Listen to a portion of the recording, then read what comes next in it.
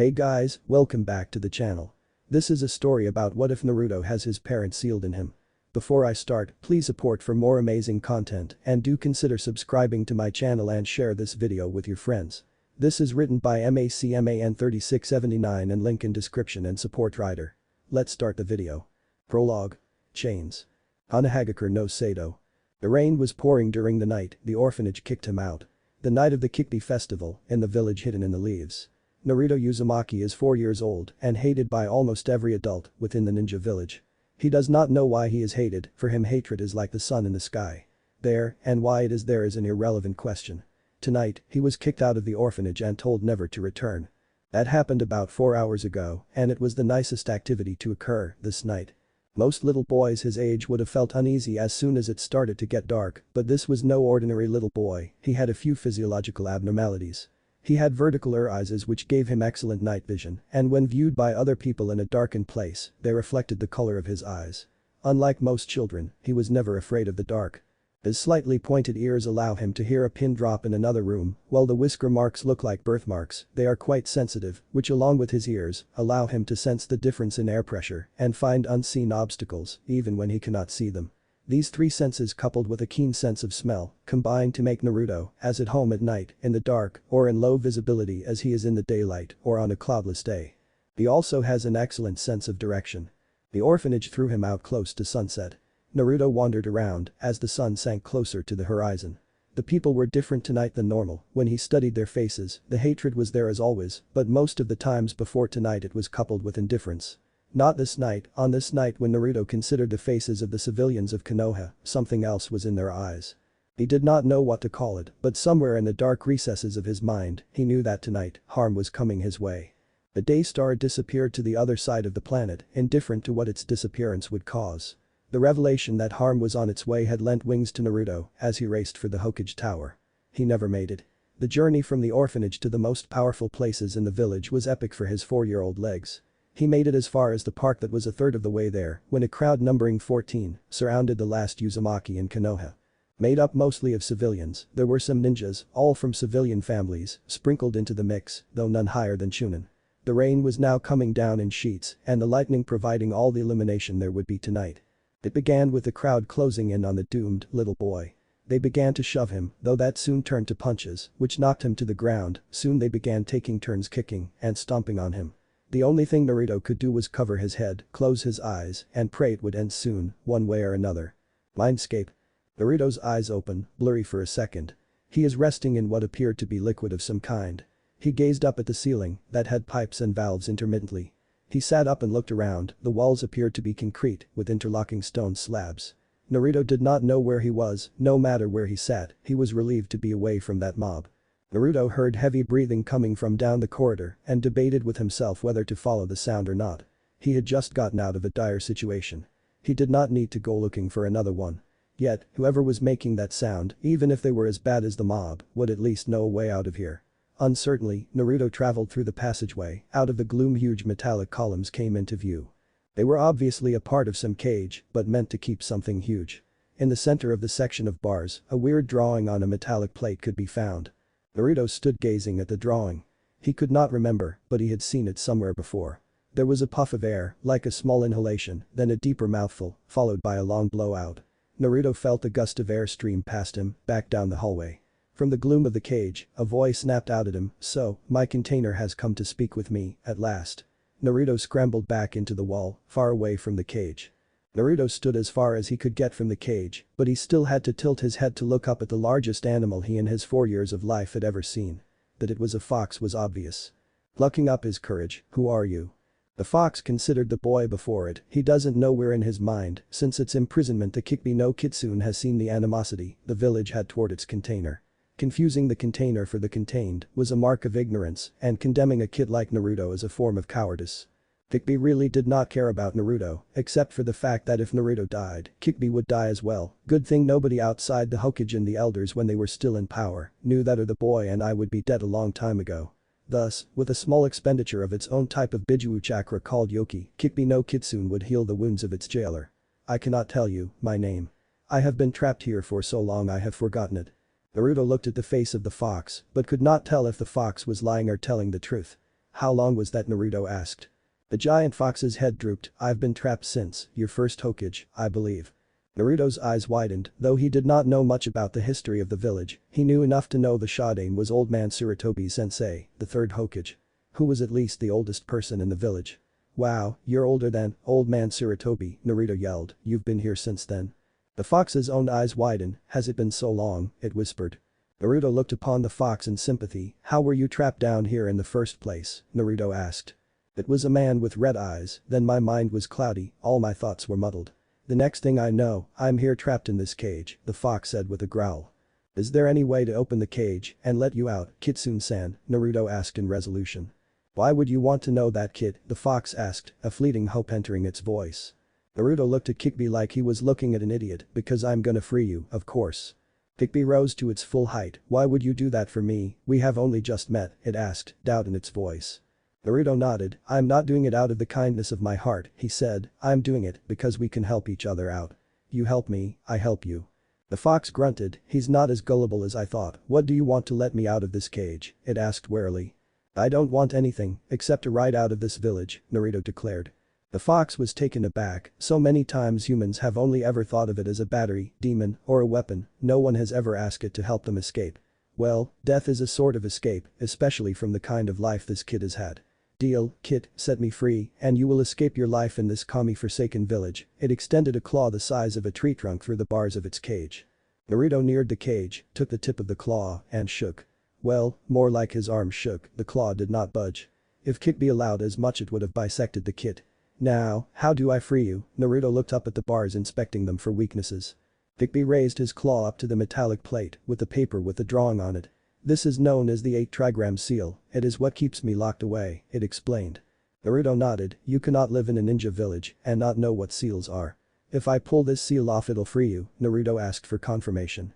Yes, the fox replied, just reach over and peel it like a sticker, it said eyeing the little boy intensely. And do not worry, kid, the demon fox thought, as soon as you free me, I shall take revenge for both of us upon the village. I shall strike down with terrible vengeance and furious anger those who have looked to destroy us. When I am finished not one stone in the village shall stand atop another. And I shall leave alive only those who treated you with respect. Naruto reached up and took hold of a corner. The seal flared bright then, flashing brightly causing him to flinch back. 2 pairs of arms grabbed him and roughly pulled him away from the seal. He struggled valiantly and the Kikbi roared in frustration at being so close to freedom only to have it stolen away. Naruto looked at the 2 holding him, he believed it was another group coming to beat him again. Until he heard what they were saying to him, words he had heard before but never directed at him. Not so fast, my son, said a rich loving bass. Oh no you don't, baby boy, a clear warm feminine tenor added. Those words stopped his resistance at once as he looked and saw a man and woman holding him by the shoulders. He only recognized the man as his idol, the 4th Hokage, Namikaze Minato. For a second Naruto thought he was looking in a mirror because the Namikaze looked quite a bit like him except for the eye color which was blue, he had spiky blonde hair and his face was without whisker marks. Minato also had jaw-length bangs framing either side of his face, only the shape of the face was different. He saw the face whenever he looked at Hokage Rock. His attire consisted of a standard Konoha uniform with 2 bands on both of his sleeves, a green flak jacket, blue forehead protector, and blue sandals. The 4th Hokage also wore a short-sleeved long white haori over his normal attire, closed in the front by a thin orange rope. The haori was decorated by red flame-like motifs on the edges. Lord 4th Hokage, what are you doing here? Is that any way to speak to your dad, Naruto, the woman asked, a slight smile on her face. Which brought Naruto's head whipping around to stare at the woman. It was there that he found the rest of his face, including his violet eyes, still without birthmarks. She had a slender but feminine build, fair skin, violet eyes, and tomato red hair that reached her ankles, and shoulder-length strands that framed both sides of her face, and a black clip that parted her hair to the left. She wore a high-collared, sleeveless blouse under a long, loose-fitting dress with a wristband on her left wrist and standard shinobi sandals. Naruto's head kept swiveling between the 2 people holding him away from the cage. The 4th Hokage is my father. Yes, Naruto, and I'm your mother, Uzumaki Kushina, the woman answered. Now, we do not have much time, so I will tell you the story of the 9-tailed fox and the sacred duty we, as Jinchuriki, bear. Your father will tell you about the events of the night of your birth. That was where Naruto found out about his heritage and who his parents were. The fox did not lie to him even once, it merely omitted certain parts that would have changed Naruto's opinion of Kikbi no Kitsune. They told him they were in his mindscape and how it worked, including the time difference. The longer they talked to him, the weaker they became. "What's happening to you, Mom?" He looked from her to Minato. "Dad. We are just chakra constructs created by the real Minato before his death," the avatar of his dad explained. "The chakra we were given is fading, we can't remain with you for much longer." "No, no," Naruto yelled frantically, trying to hold them. "I need you, your help, you can't come into my life like this and just leave, again." Naruto's pupils changed, becoming vertical slits, like a cat's or fox's, and an orange-reddish aura infused his body. He lashed out, arresting the disappearance of his parental avatars, then behind them a blue fire came racing up from the passageways and captured them. The energies merged, becoming violet and enshrouding them for several seconds. When they appeared, they were full and large, appearing even more solid than when they came out of the seal. They looked at each other and themselves, feeling their own bodies. Kushina groped and goosed herself, she even gave her own backside a smack. Their eyes were wide, and Naruto lay slumped to the floor, as whatever he had done took a lot out of him. Kushina looked from her son to her husband, the question in her eyes. Minato looked back in wonder. "We appear to have been brought back to life, dear. Our son was somehow able to access his own chakra, and the Kikbi's Yoki got them to merge and infuse that energy with our own chakra. There must have been enough of our own chakra left to allow it to bring us back." Minato put 2 fingers on his wrist. "We have a pulse." He brought his hand up to his face and exhaled, then stuck a finger in his mouth. "We breathe, and our bodies are moist. We are alive here, as if reborn into a new world." They gazed in wonder at the boy they brought into the world, who had apparently just returned the favor. They would get a second chance to raise their son. What they did not understand was why he would need them. Naruto should be living the life of a hero within the village, which was what Minato intended when he sealed Kikbi into his son. That was Minato's intention at least. However, Kushina knew some of the realities of being a Jinchuriki. Their son was out completely, their only source of information was Kikbi. Since Kushina was its container before her son, she decided to get some answers from the one other source in the room. It was also time to deal some judicious punishment for almost killing their son. Minato turned to his wife and nodded before heading over to check on his son. As Kushina stalked ominously into Kyuubi's cell. The mindscape was their world now, and Naruto was its master. It was an interesting dynamic. As far as Minato knew, no other parent they knew could tell what their children were thinking. Of course, no other beings have ever been brought back to life or a semblance of it, at least no beings they personally knew. Meanwhile, at her husband's nod, Naruto's mother entered the cage. She looked up at it while cracking her knuckles ominously. "Now, Fuzzball, you are going to tell me about my son's life." Reality. Naruto lay moaning as the crowd beat him and beat him. It was only the healing factor provided by Kikbi and his own Uzumaki resiliency that kept him alive. The Anbu and Uchiha police force, Up Force, were seconds away. The Hokage had been watching the whole village when she noticed a disturbance in the park. She had been using the crystal ball jutsu and saw what was happening with disbelieving eyes. Her own people beating upon a small child, some were even ninja, who should know better. While the antipathy of the village toward its Jinchuriki was expected, this was a blatant attempt on Naruto's life. She had at once dispatched a squad, which consisted of 6 ninja of Anbu, and someone else must have alerted the Up Force. The Up Force was officially called the Konoha Military Police Department, but made up exclusively of one clan, the Uchiha. They were called by many names. Uchiha Police Force, Uchiha Police, UPF, but the most common name for them was Up Force. They enforced the laws of Konoha, protecting the village and citizens, civilian and ninja alike, from the criminals of the village. Ninja often handled criminals on their missions and could have do the same here in Konoha, but while here in the village most shinobi and kinwaichi preferred to let Up Force handle it. Anbu and UPF caught sight of each other, though not a requirement. Many Up Force ninja came from Anbu before fulfilling their clan duty and thus knew how to work together. The two forces that ensured peace and security reigned in Konohagakure no Sado came inside of the mob. Up Force moved to encircle the crowd from the north, Anbu deployed to the south. They were poised to strike when something happened. In the blink of an eye, a pair of chains shot from the battered, bloody little boy, skewering 2 of his assailants in the neck. The Up Force and Anbu turned to see Naruto on his feet, eyes blazing red in vengeance. Another pair of chains whipped around to wrap themselves around the necks of 2 chunin. The chains lifted the struggling ninja off the ground, wringing their necks like chickens, then began using their dead bodies as bludgeons. These chunin, while alive, weighed about 150 and 125 pounds. Naruto's chains were flinging them around like dolls.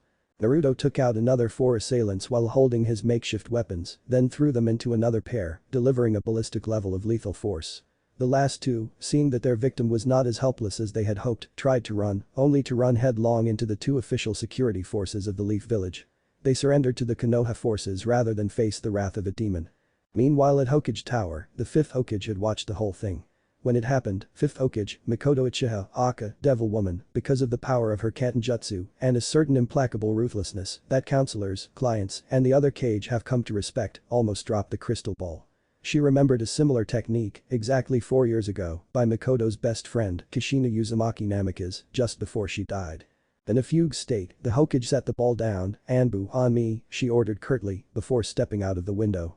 Back at the scene, the rain finally stopped, the security forces of Konoha were securing the area, and Naruto was getting checked out by medic ninja. Naruto lay unmoving on the stretcher, except his chest heaving like a bellows. His body was exhausted after spending so much chakra reviving his parents. The chains had retracted into his body, while not draining on his chakra were still physically draining upon his skin and bones body. Only 2 of his assailants had survived his retaliation, they were in custody, awaiting transport to the Gal. "How are you feeling, Naruto?" his mother asked him within his mind. "Still tired, Mom, like I have been running all day instead of just a few hours," he replied. "Running in fear and running for other reasons is different, son," his father supplied. Naruto nodded as he listened to the revived Minato, not to mention, returning us to life, in a manner of speaking, and then using the Uzumaki bloodline limit. "Adamantine chains, to protect yourself. I think that would have exhausted me and your mother in our prime." Naruto's father continued explaining his thoughts. Kushina was nodding, adding her own observations, "They may not use any chakra, but the chains still take a toll on physical endurance, they're the equivalent of swinging your fists for a punch." They were fascinated by Naruto's eyes, which seemed to be an amalgamation of the Sharingan, which Minato had informed came from him, because he was a direct descendant of Kagami Uchiha, and another Dojutsu. One that seemed to mimic the Byakugan, with some differences. He could see images of places in Konoha that he knew were not here in the park. He seemed to be able to see everybody that was there in the park, as if he had turned his head to look at them, but he knew he had not done so. One ability that brought a blush to his cheeks, a nosebleed to Minato, and an irate anger from his mother, was the ability to see through solid objects, from clothes to walls. There did not seem to be anything that could prevent his eyes from penetrating them. After recovering from the exhaustion in his mind, and after Kikbi was punished for manipulating Naruto, they talked and taught Naruto how to control his mindscape. He altered the scene to make it a more pleasant environment. He altered it to mimic the Konoha forest, it was the only landscape he knew and formed his parents a home to their specifications. They learned that food produced in his mind was as nourishing to them as food in the outer world is to Naruto. In addition to Naruto's actual memory which he would develop, Minato and Kushina would record his day from waking to sleep and create an easily accessible archive. Minato and Kushina would share Naruto's senses and act as a secondary memory archive. That would be their daily task, outside of training him. They would train him in their ways of the ninja. Kushina would train him in Uzumaki Kenjutsu, Taijutsu, Fuinjutsu, Kekkei Genkai, chakra control, and other traditions of Uzumaki. Minato would train him in Namikaze Taijutsu, Fuinjutsu, including the Hiraishin, and help complete the Rasengan and other Namikaze traditions. Both would teach him ninjutsu they knew, depending upon Naruto's nature affinity. They made 3 covenants while talking to their son. They promised the training would be harsh and they would be tough on him, but it would help him. They get to see all his thoughts and memories, Naruto could not keep secrets from them, therefore they promised never to keep secrets from him. They promised to raise him with love, whether outside his mind or in, they were his parents, and expected Naruto to listen to them.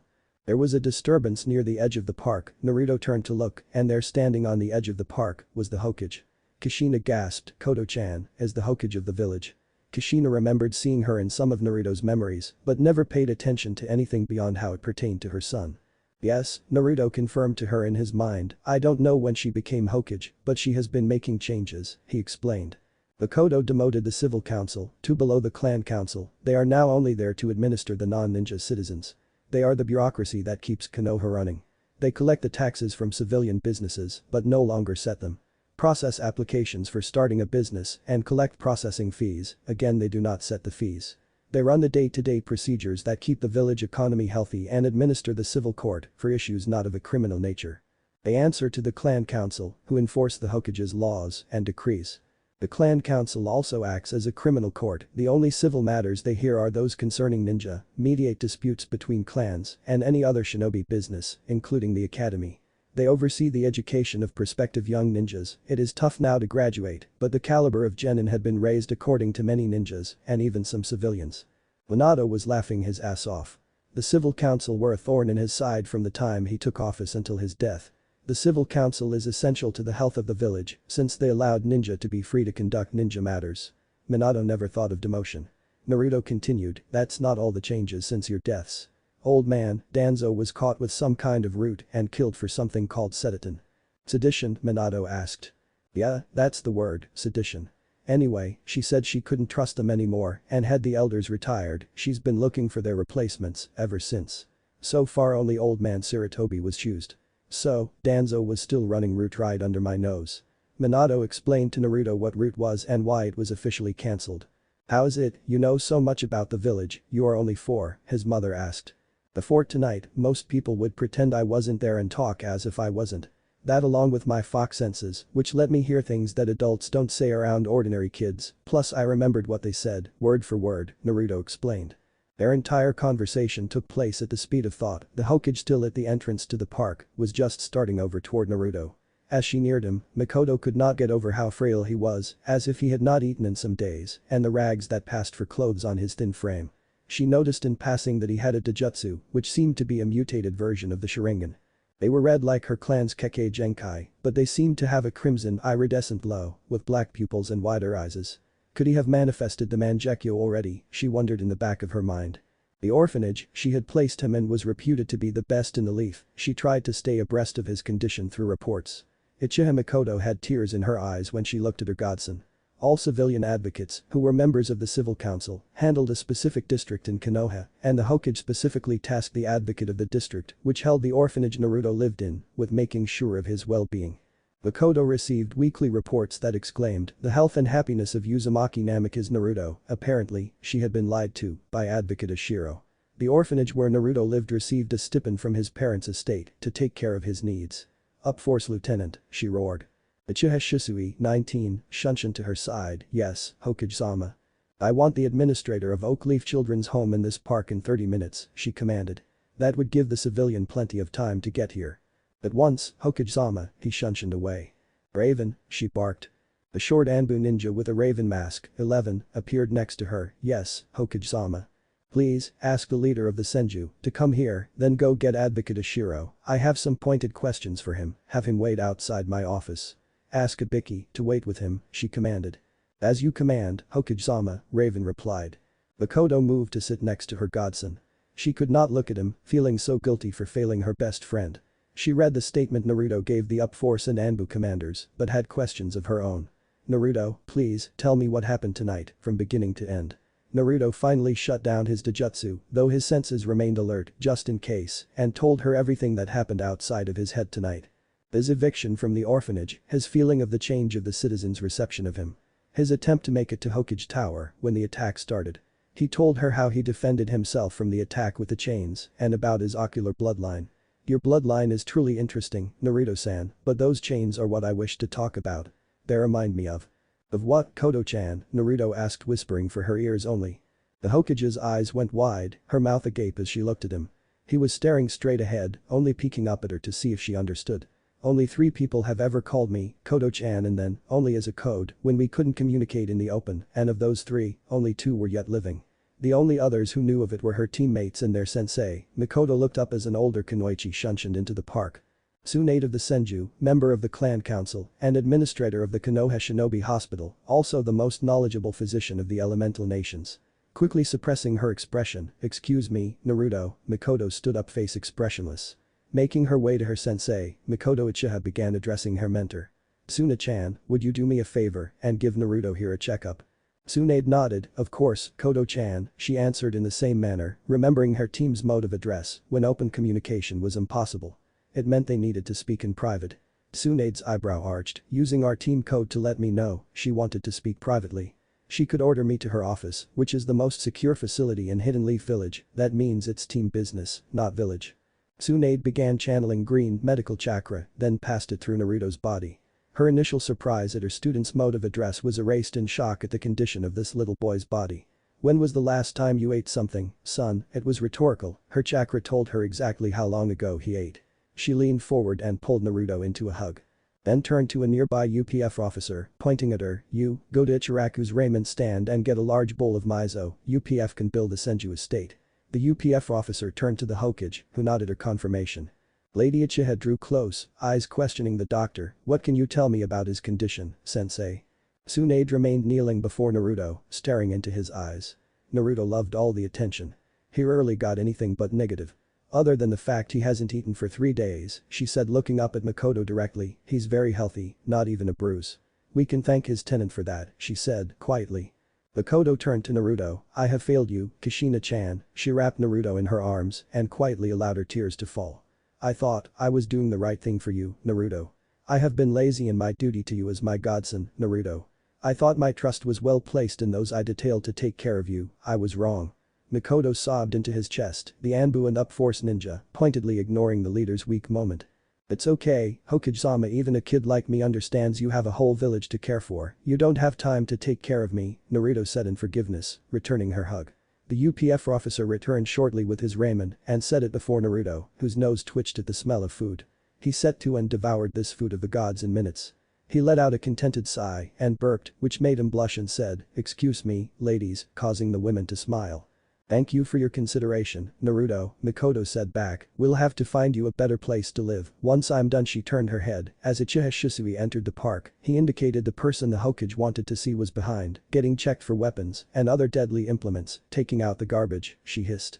Turning back to the head of the Senju clan, please, conceal Naruto out of the way, while I attend to this, sensei, the Hokage ordered the clan head. Tsunade had been briefed on the reason Naruto was in the park, it's a good thing I ain't the Hokage, I would just as soon kill the bitch, as listen to her excuses. She took Naruto back behind a brick wall and sat him down next to her. Naruto activated his eyes, which surprised Tsunade when she saw them. He saw everything that was happening with the Hokage and a woman that Naruto knew well. She had auburn hair that seemed a little unkempt, likely from being roused out of bed. At least the UPF lieutenant had allowed her to throw on a pair of jeans and a nondescript sweater. Ah, Inoue-kun, welcome, please have a seat. Naruto reached down and took Tsunade's hand, and it seemed as if he was sharing what he was seeing with her, who had to use all her ninja discipline, not to gasp. This is a genjutsu, Tsunade exclaimed in her mind. She looked at the boy who, from the look on his face, did not seem to know what he was doing. It doesn't matter, right now, this boy needs comfort, not questions. Thank you, Hokage-sama, the voice of a middle-aged woman replied. The voice sounded different than it normally would. To Naruto it was hesitant and soft, usually when directed at him, it was either raised in anger or it hissed with venom. The word you're looking for, son, is meek, Minato's voice growled in his mind. Kushina was off in the back of his mind, ranting, which she had been doing since hearing how emaciated Naruto's body was. She was using words Naruto should not be listening to. He could also hear Kikbi whimpering at the anger of his former host. It's how bullies act around their betters, but the old bat better start covering her fat ass. I remember, Makoto, she's my maternal cousin and can see right through ass kissers. Even as a genin, she could see through any bullshit flung in her direction. Minato was not much better than his wife after hearing how the village chose to honor one of their heroes, his son. He was simply better at concealing his feelings than Naruto's mother and was not as quick to forgive the current Hokage as his son. He was also wondering where Naruto's godfather, Jiraiya, was. If Makoto could not look after my son, then my sensei should have.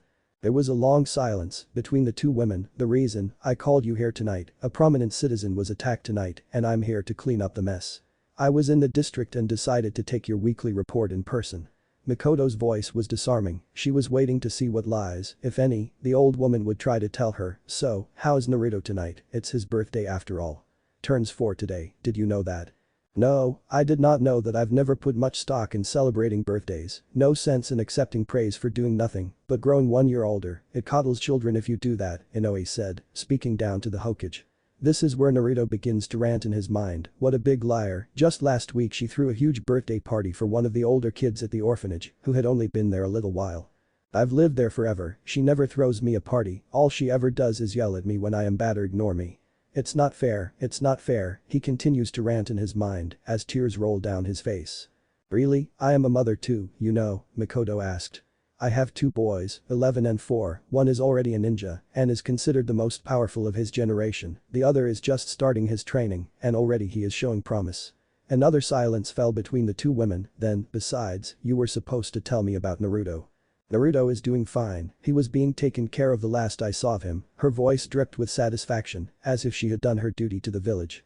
There was another pause, this one ominous. Would you care to know the name of the prominent citizen attacked here tonight, Inoue Kaiu? Makoto asked. A short pause followed, where they assumed the orphanage manager just nodded her head. It was Uzumaki Namikaze Naruto, clan head of the Uzumaki and Namikaze clans. The Uzumaki, together with the Senju and the Uchiha, helped found the Hidden Leaf Village. He is the son of my predecessors, the Yondaime, Namikaze Minato and Uzumaki Kushina.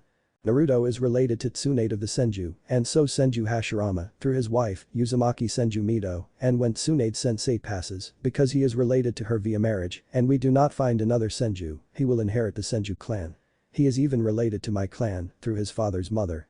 The only reason Tsunade did not take him in and raise him, herself, is because he has his own legacy, and they didn't want to distract him from it.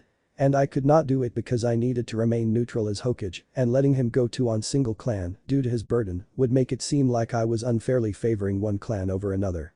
Naruto was looking at the woman kneeling next to him, eyes wide as he looked at her to confirm what the Hokage was saying. Tsunade looked at him with a huge grin on her face and nodded, putting a finger to her lips to quiet his questions.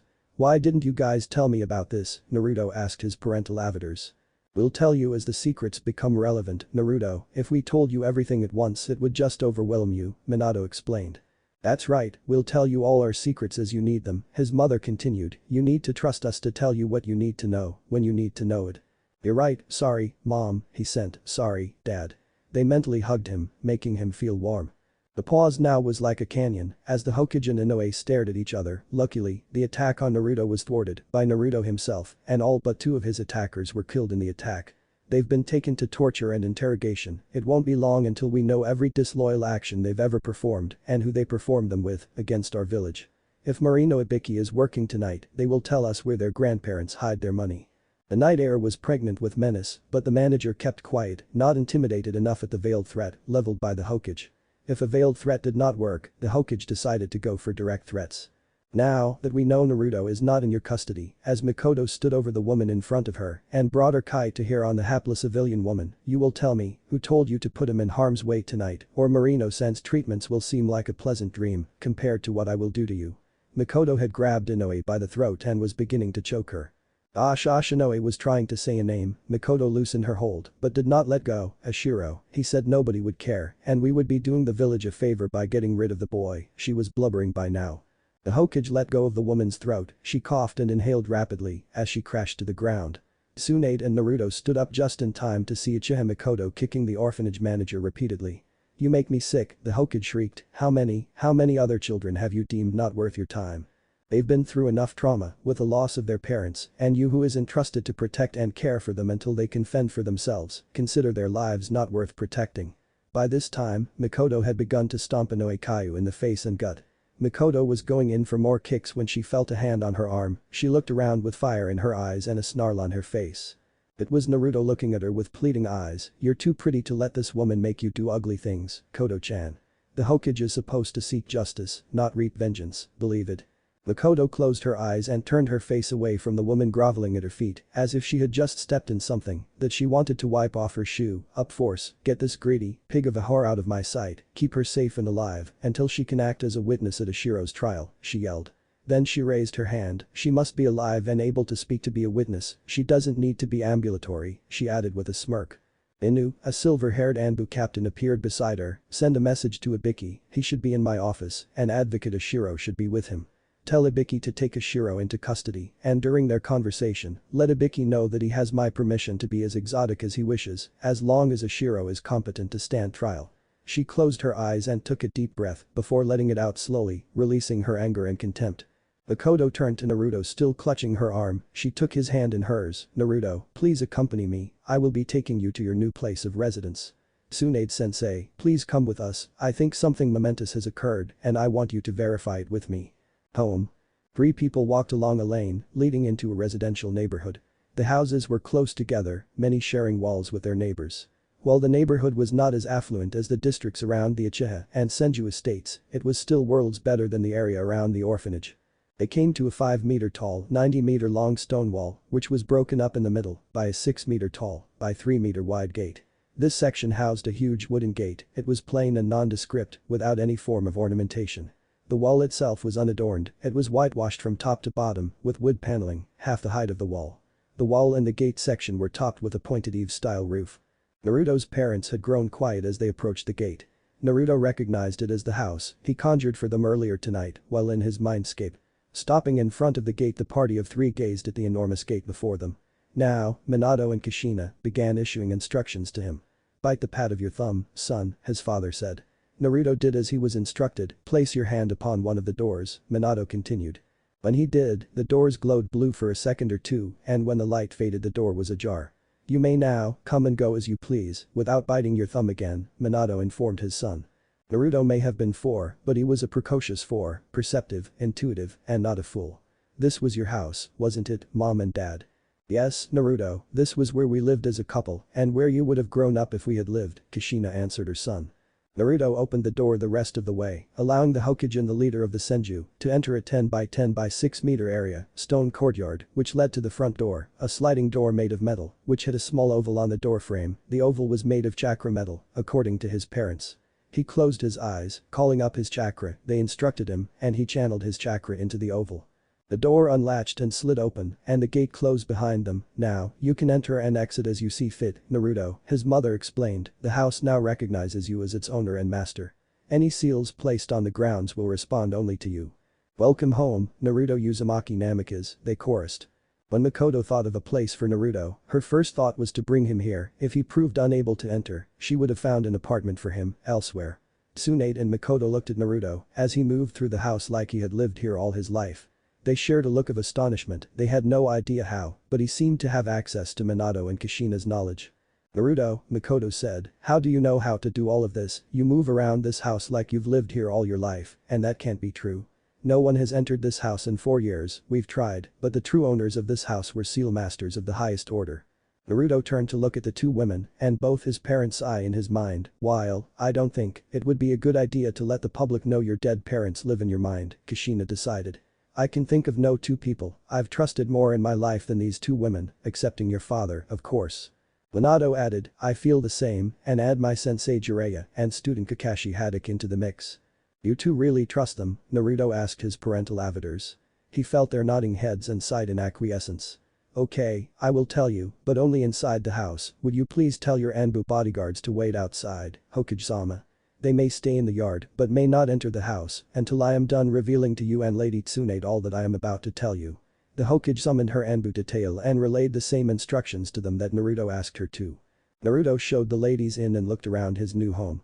The foyer was sunken with clay tiles for flooring and a shoe rack. There was also a crucifix nailed to the left wall to bless those who entered. They took off their shoes. Naruto placed his in one of the racks, while the ladies left theirs neatly by the step, toes pointed in the direction of the door. Together, they explored the rest of the house. It was a 2-story dwelling. The entire ground floor had hardwood flooring and was set in a rectangular configuration. A short hallway straight ahead led them to the living room, which had a comforting feel to Naruto.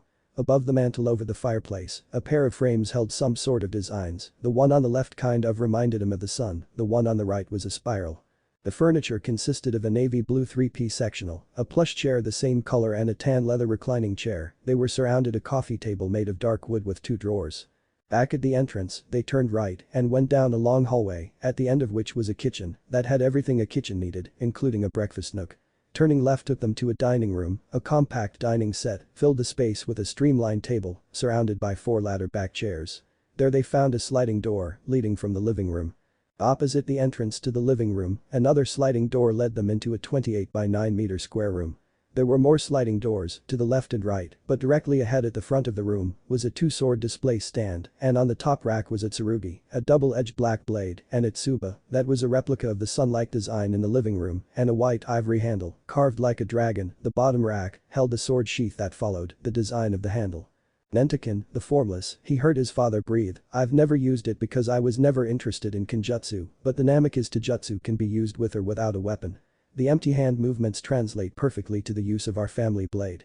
I remember when you would practice your kata, how fast your hands would move was breathtaking, Minato, my love," Kushina added. "I can't wait to try to combine the circular movements of Uzumaki Taijutsu and kenjutsu with the speed and power of yours."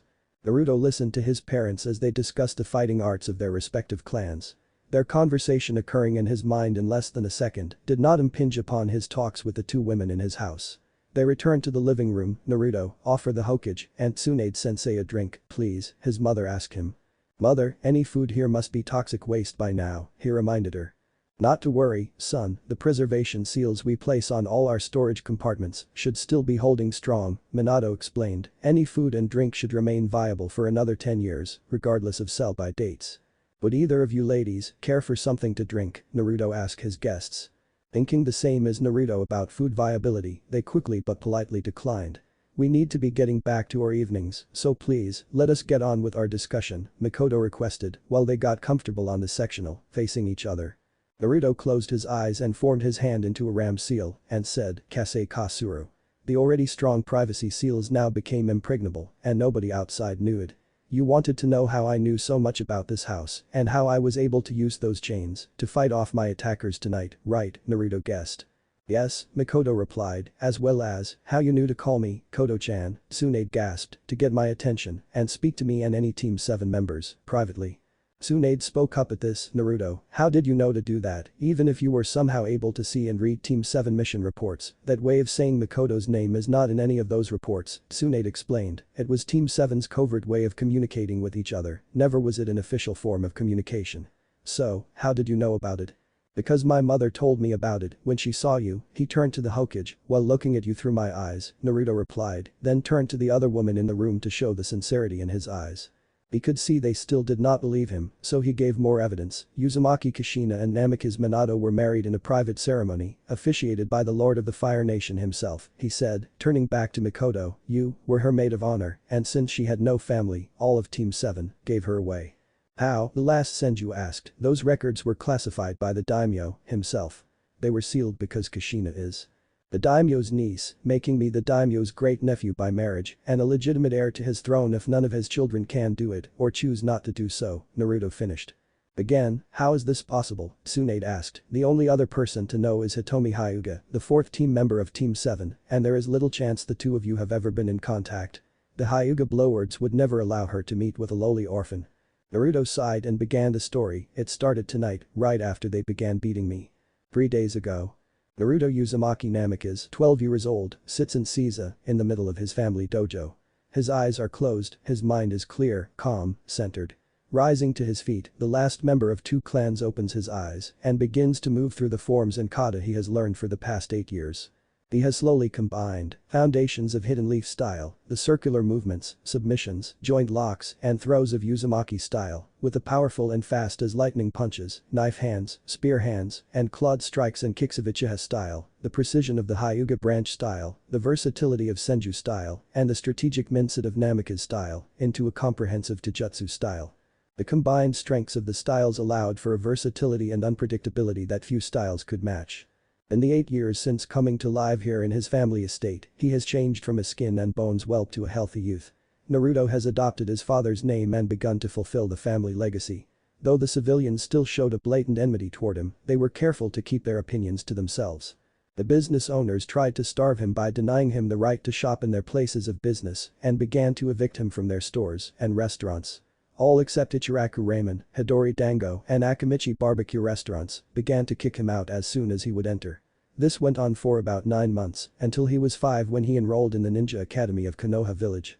When that happened, the Hokage issued the Konoha Ninja Orphan Patronage Act, which decreed, as ninja are the pillars of defense and key players in Hidden Leaf economy, and orphans have no other means of supporting themselves, no business within Konoha Village may deny service to any ninja or orphan, regardless of rank. To include all shinobi and kinmoichi, from genin to the Hokage. Or orphan until the age of 16, without valid substantive reason. Such reasoning must be proven to the Anbu or Konoha police officer, who have been given clear guidelines on what constitutes a valid substantive reason. Prices are also now to be decided by the village's ruling council and based upon prices from villages of comparable size to Konohagakure no Sado. That prevented them from evicting Naruto from their shops and prevented them from marking up the prices whenever he or another hated person entered their shops. Naruto supplemented what he bought from shops and stores by hunting in the forests around the village and cultivating his land. His property was quite substantial, the size of a modest farm. Naruto sectioned off an area for a vegetable garden, a goat pen, and built a coop. Naruto finished his forms, which were a nice warm-up. Now it was time to get busy with his training regimen. Yuke, Naruto yells while engaging his Taijutsu, adopting a neutral stance. Mikoto was partially correct, Naruto's eyes are a mutant form of Sharingan, they call it the Akumagan. It had the Eye of Insight and the Eye of Hypnotism and had aspects of the Mangekyo Sharingan. The Sharingan is normally developed from intense emotions, and it does not matter what that emotion is. There have been some Uchiha who awakened their Sharingan eyes while in the throes of passion. Naruto awakened his eyes when during an attempt on his life, fear and pain, and the elation of finding out who his parents were, and they awakened. Naruto's eyes awakened fully matured, but his eyes seem to be a mutation of the Sharingan and another Taijutsu. They appear to be from a Taijutsu that acts very much like the Byakugan, but upon a more thorough examination by Tsunade and her student from the Hyuga, Hitomi Hyuga, they concluded that it was not the Hyuga bloodline. For one thing, the phenomenon when shut down did not cover the entire eyeball. Naruto's eyes returned to their normal blue color. When active, Naruto can see 360 degrees around himself at a radius of 90 meters through almost any barrier, as well as illusions. Ironically, except into the Hyuga complex, which have specially designed seals on their walls that inhibit all Taijutsu-based abilities, plus he can see the chakra coils and create his own illusions that can affect the five senses. He can use Genjutsu based on the normal and Mangekyo Sharingans, as well as other forms, and when he tried to use the standard Academy clone, which he used to meet the minimum requirements for the Academy. His parents taught him the Shadow Clone Jutsu, but they discovered another phenomenon of his eyes. He can particleize his chakra, and when he went to make his Kage Bunshin, the particles of chakra became attracted to the chakra of the clone and altered it. They became as solid as the Shadow Clone, but far more substantial. He and his parents came to call them Akuma Bunshin because they are as solid and substantial as Naruto's own body. They can take as much punishment as Naruto's own body, and when they dispel, get knocked out, or worse, everything they experience gets passed back to Naruto, including how they died. When they form, it is not masked with a puff of smoke. Naruto seems to liquefy and separate into various places at the same time, as quick as shadows move, then they form into his shape and become him. They have thoughts and minds of their own, but are still extensions of Naruto's will. Luckily, when they dispel or die, there is no mess, they return to their liquid state and discorporate. Tori, see Naruto yells while also engaging his Taijutsu and dashes at his creator, delivering a sweep to the legs. Naruto jumps over the clone's leg, who continues his momentum, placing both palms on the ground and bringing the opposite leg into a rising, circular back kick toward his creator's jaw. Naruto sidesteps behind the power of the kick, advancing a couple steps forward to launch a short kick jab right into the face of his clone. The kick connects, but the clone uses the inertia from the attack to rise and in doing so grabs the offending leg. See Naruto rises with the kicking leg, upending Naruto, who falls into a backward somersault ending on his feet. Grinning at his clone, Naruto yells, "Tori." Naruto advances normally without rushing until he is 2 meters from Naruto when he lunges into a double palm strike, taking his clone by surprise. He falls backward, but applying good Yukemi, takes minimal damage. Naruto comes in to stomp his clone, who rolls to the right into a kip up into a defensive stance. Naruto swings his left arm in a counterclockwise fashion, which Naruto traps in an eagle claw around the wrist. Naruto smirked discreetly because the eagle claw was a feint. In a nanosecond, he folds in behind Naruto, breaking his grip. Naruto picks up his clone, bringing him down on his knee, raking Naruto's spine, causing him to fade out of existence. The barrage of memories and experiences flood into Naruto's mind, showing him what mistakes he made, and he feels the shadowy twinge in his back. Naruto is kind of glad he gets the feeling of his deaths when his clones die. This allows him to reap some of the consequences of his decisions, because pain is the ultimate teacher. Mindscape. Inside his mind, Kushina, Minato, and the Kyuubi were watching Naruto's sparring session. His parents were proud of him, his progress in martial arts was impressive for someone of his age. He was more advanced in Taijutsu than most of the other students in his academy class. Only 2 students were his peers when it came to fighting hand-to-hand. Sasuke Uchiha and Hinata Hyuga. All 3 of them, great friends from the beginning, had a friendly rivalry going on. Sasuke was better at kunai throwing and arm Taijutsu. Hinata was the best at chakra control and Taijutsu. Naruto, because of his 2 unique clan techniques and 2 Kekkei Genkai, one of which, the adamantine chains, gives him excellent chakra control, despite his chakra reserves, was the best at ninjutsu, genjutsu, and endurance. Kushina spoke up, "That was very good, son, ready for the next exercise." Dadabang. "You bet, mom," Naruto replied, voice brimming with confidence, but not arrogance, "bring it on." Dadabayo. Minato chuckled, "Okay, boy, don't get cocky," he growled in half-serious admonishment, "now make 3 clones." Reality. "Yes, dad," Naruto responded, making the sign for clones again. Multi-demon avatar technique, Naruto shouted. There were 3 more puffs of smoke which cleared, revealing 3 more avatars of Naruto. These lookalikes did not wait, they knew why they were created. Randori, the Narutos bellowed. The 3 clones bum rushed their creator, each going into their own separate attacks. Deciding it would be stupid to stand his ground, Naruto dodged, ducked, and deflected in and around all their attacks. The object was not to fight and destroy his attackers, although that was allowed. No, the purpose of Randori was to learn to be aware of multiple opponents and to react accordingly while keeping your strategy fluid. C1 went left to the flank of Naruto. C3 shuffled after its creator to keep the pressure up. While C2 stood back and saw, trying to come up with a plan of action. Naruto was aware of where his clones were, he knew how they thought because they essentially were him, and vice versa. The words, "overcome thyself," were taking on a literal meaning in this dojo. C3 moved in for a sweep at the same time C1 came in for a spinning back kick at his torso, they seemed to connect, when poof. C3's sweep connected a fraction of a second before C1's attack, but it was not Naruto it connected with because he substituted himself with C2. C2 was swept off his feet, but recovered enough to break fall and roll along his back gaining his feet. C2 was a good 2 meters from the other two. Naruto capitalized. By moving behind C1 and shoving him over so he fell on top of C3 still low from the sweep. They fell and tangled their limbs while Naruto moved to attack C2. He came in fast, launching punches at C2's body and tiger claws at his face. C2 parried the punches and dodged the claws, trying to buy enough time for his partners to recover. The other two clones had recovered and were trying to use Naruto's distraction in the fight against C2 to ambush him from behind. Naruto was between his clones and they struck. At the last second Naruto jumped high into a backflip and while in the air C1 and 3 hit C2 hard enough to dispel him, giving all three of them his memories and the pain of the hits. Minato was busy writing down the experiences of the clone, using clones of his own. Their creator landed behind them and struck ruthlessly before they could recover from their shock. They took 2 spear hands into the base of their spine, hard enough to fracture their spinal column, it was also enough to destroy them. Naruto was breathing hard and heavily and rapidly, then he got the memories and another back spasm. Sending him to the ground on one knee, the pain was not physically present because Naruto had not been the one to receive the injuries. When he described this sensation to Tsunade and Hitomi, they told him it sounded like phantom limb syndrome. When amputees talk about feeling the sensation of their lost body parts as if they were still attached to their bodies. Mindscape. Even Kikbi was impressed with Naruto's vindictiveness and said so, "Not bad kid, not bad." Many things had changed since Naruto was 4. The area of Naruto's mindscape housing the 9-tailed beast looked more like a forest of giant sequoias that dwarfed even the fox, with etchings of the seal in every tree. The chakra network represented as giant-sized canals with a tenketsu as substantial as gravity dams. Naruto's relationship with Kyuubi, who had gifted Naruto with his name, had become a true symbiotic relationship. Naruto and Kurama have begun to share perceptions, allowing for the fox to experience the world outside of his host, while Naruto's senses have increased to be equal in scope and acuity as any fox. Naruto has slightly pointed ears which allow him to hear a pin drop in another room, his vertical eyes, non-ninjutsu eyes, give him excellent night vision, and while the whisker marks look like birthmarks, they are quite sensitive, about 5 times more so than human fingers.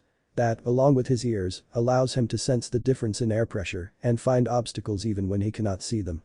These 3 senses coupled with a fox's keen sense of smell combine to make Naruto feel as if he was at home at night, in the dark, or in low visibility as he is in the daylight or on a sunny day. Unlike most children, Naruto was never afraid of the dark and had an excellent sense of direction. As Naruto's mind grew and expanded, so did his mindscape because now there was the village, a replica of the village of Konoha had sprung up around their house. Everything that was in the true Konoha that Naruto knew about and had been to or perceived was replicated in as close to fine detail as Naruto could manage. Which with the Akumagen, plus his other senses, was pretty fucking detailed, down to the cellular level. The Uchiha compound, the Hyuga estate, every training ground and shop that Naruto had been to and could remember, the Konoha forest just outside the gates of the village, could be found in Naruto's mindscape. The replica of the Namikaze estate was where Minato and Kushina lived, they even trained here, since old habits never die. It was also where they kept the archive of their son's days, as a secondary memory source.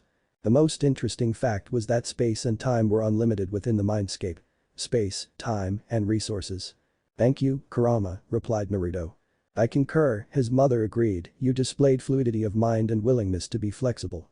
"I agree with your mom and the fox," Minato supplied, "plus, as ninja, being sneaky and underhanded is part of the game, not to mention using your enemy's strengths and weaknesses against them are great tactics."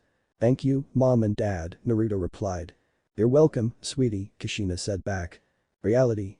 "Now head outside and we'll finish your clan testing." "Yes, mom," Naruto obeyed. Naruto walked out of the sliding glass door. He came to a circular stone floor with a combined version of the Uzumaki spiral and the Namikaze cyclone. This was the place where he trained in kunai and shuriken throwing and where he trained in using the adamantine chains. Surrounding the circular practice area were a series of side-slinging catapults, about 12 total. Surrounding the catapult were a series of plum flower poles of different lengths. The higher Naruto was the least stable the pole. The heights ranged from 2 meters tall to 9. The catapults were angled up at various elevations from 90 degrees to straight up. Naruto hopped on a pole about 3.5 meters tall. There were timing seals placed upon the catapult's mechanical system designed to fire and reload based on the timing specified by the seal. They were loaded with clay discs about the size of a human heart.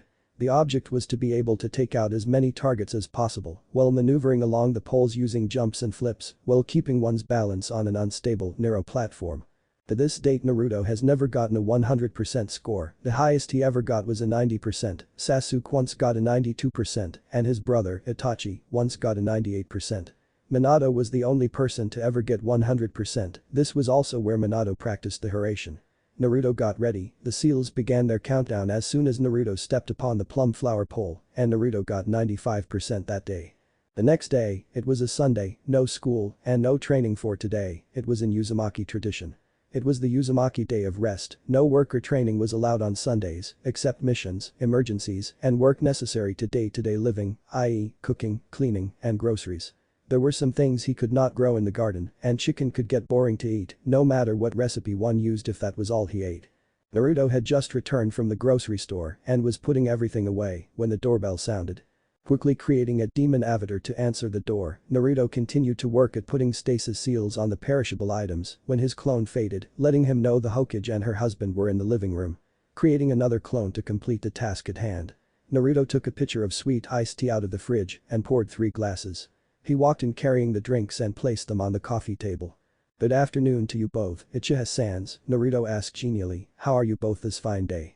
"Naruto," Fugaku fumed, "what have I told you to call me when not in public?" he asked in an irate voice.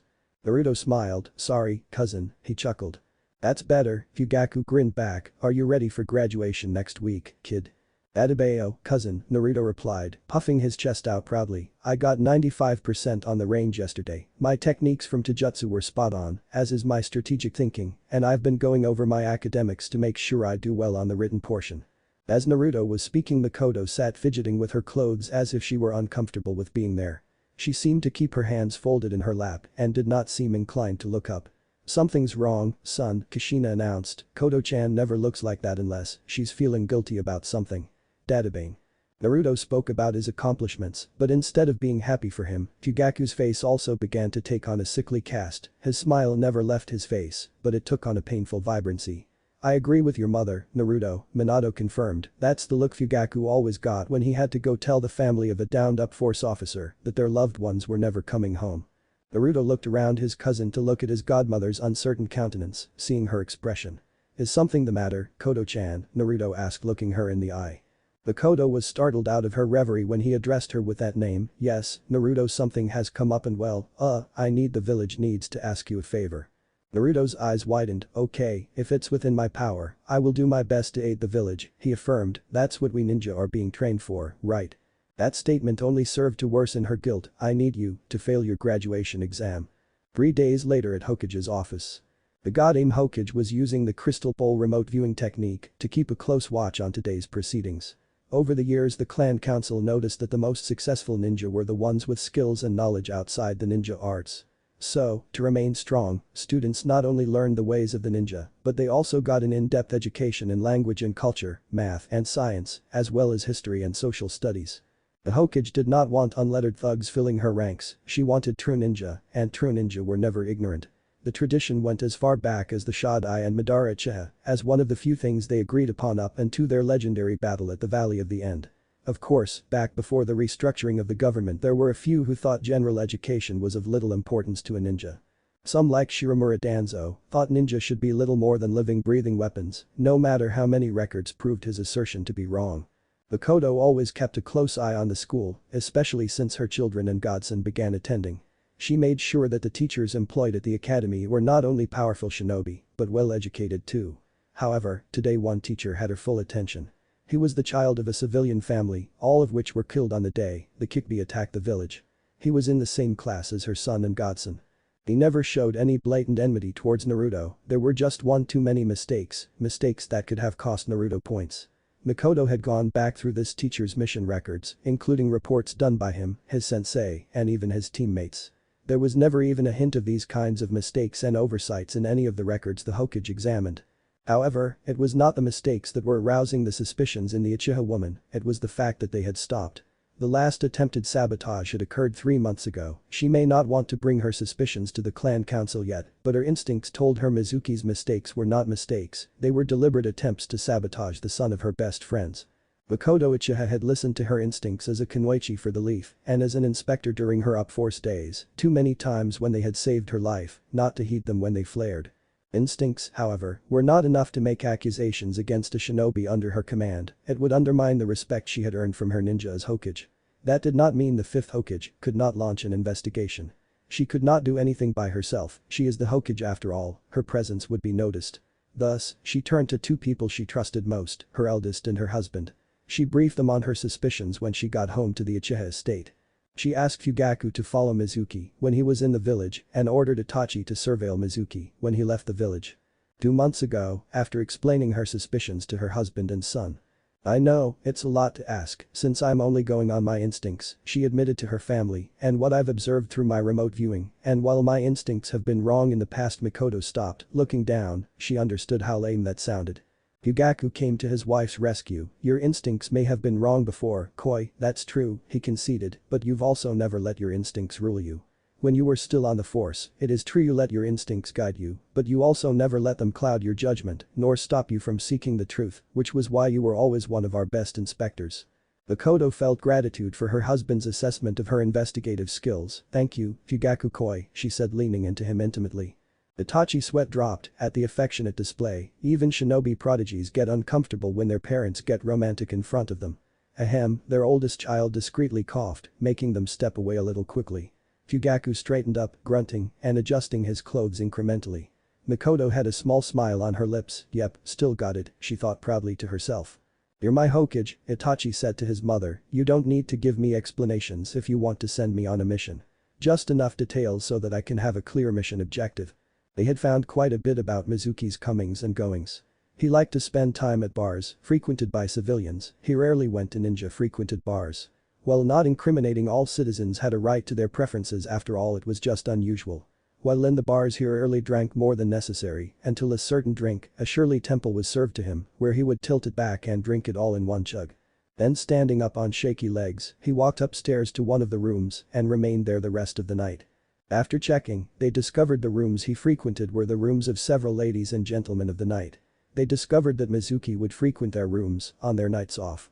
The room was paid for using funds from Mizuki's own accounts, so no money trail leading to anywhere besides the man in question. The pattern of his visit stayed the same for 5 weeks straight. Then 2 weeks ago, he stopped going to bars and began hanging out around Hokage Tower.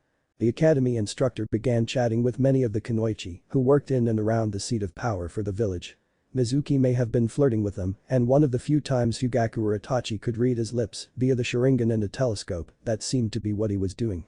That very well could be the case, except his eyes were often taking in their surroundings, of which he seemed to be romancing, only kunoichi working in, or near, one particularly sensitive area, the cage technique fault. It held the most powerful and most dangerous ninjutsu in the village's arsenal, including the Forbidden Scroll. While all of this was highly suspicious, it was still not enough to bring him in for questioning. It was, however, enough for the Hokage to launch a full investigation, bringing in a couple more people. Shisui Uchiha, lead inspector for the Konoha Police Department and a master of Jinjutsu, and his girlfriend, Kurenai Iki, captain of the Anbu Black Ops, clandestine division, and Jinjutsu mistress, call sign Cardinal. They were both briefed on the Hokage's suspicions and the information gathered up to that point. Kurenai befriended the Chunin kunoichi Mizuki spoke with, who never divulged any sensitive information to Mizuki. They were smitten with him, but they were Leaf Ninja first, women second. Kurenai did discover something interesting about Mizuki. He was obsessed with only 2 things. Gaining power and destroying Naruto Uzumaki Namikaze. 3 days ago, Makoto had gone to the Uzumaki Namikaze estate with her husband who saw Naruto as a cousin. There, the couple did what they had to do to protect the village. Makoto's thoughts returned to the present, she gazed through the crystal ball into the schoolyard as Naruto arrived with her youngest and the heir to the Hyuga. Konoha Ninja Academy schoolyard. Sasuke and Hinata walked through the gate of the schoolyard like they had every morning for the past 6 years.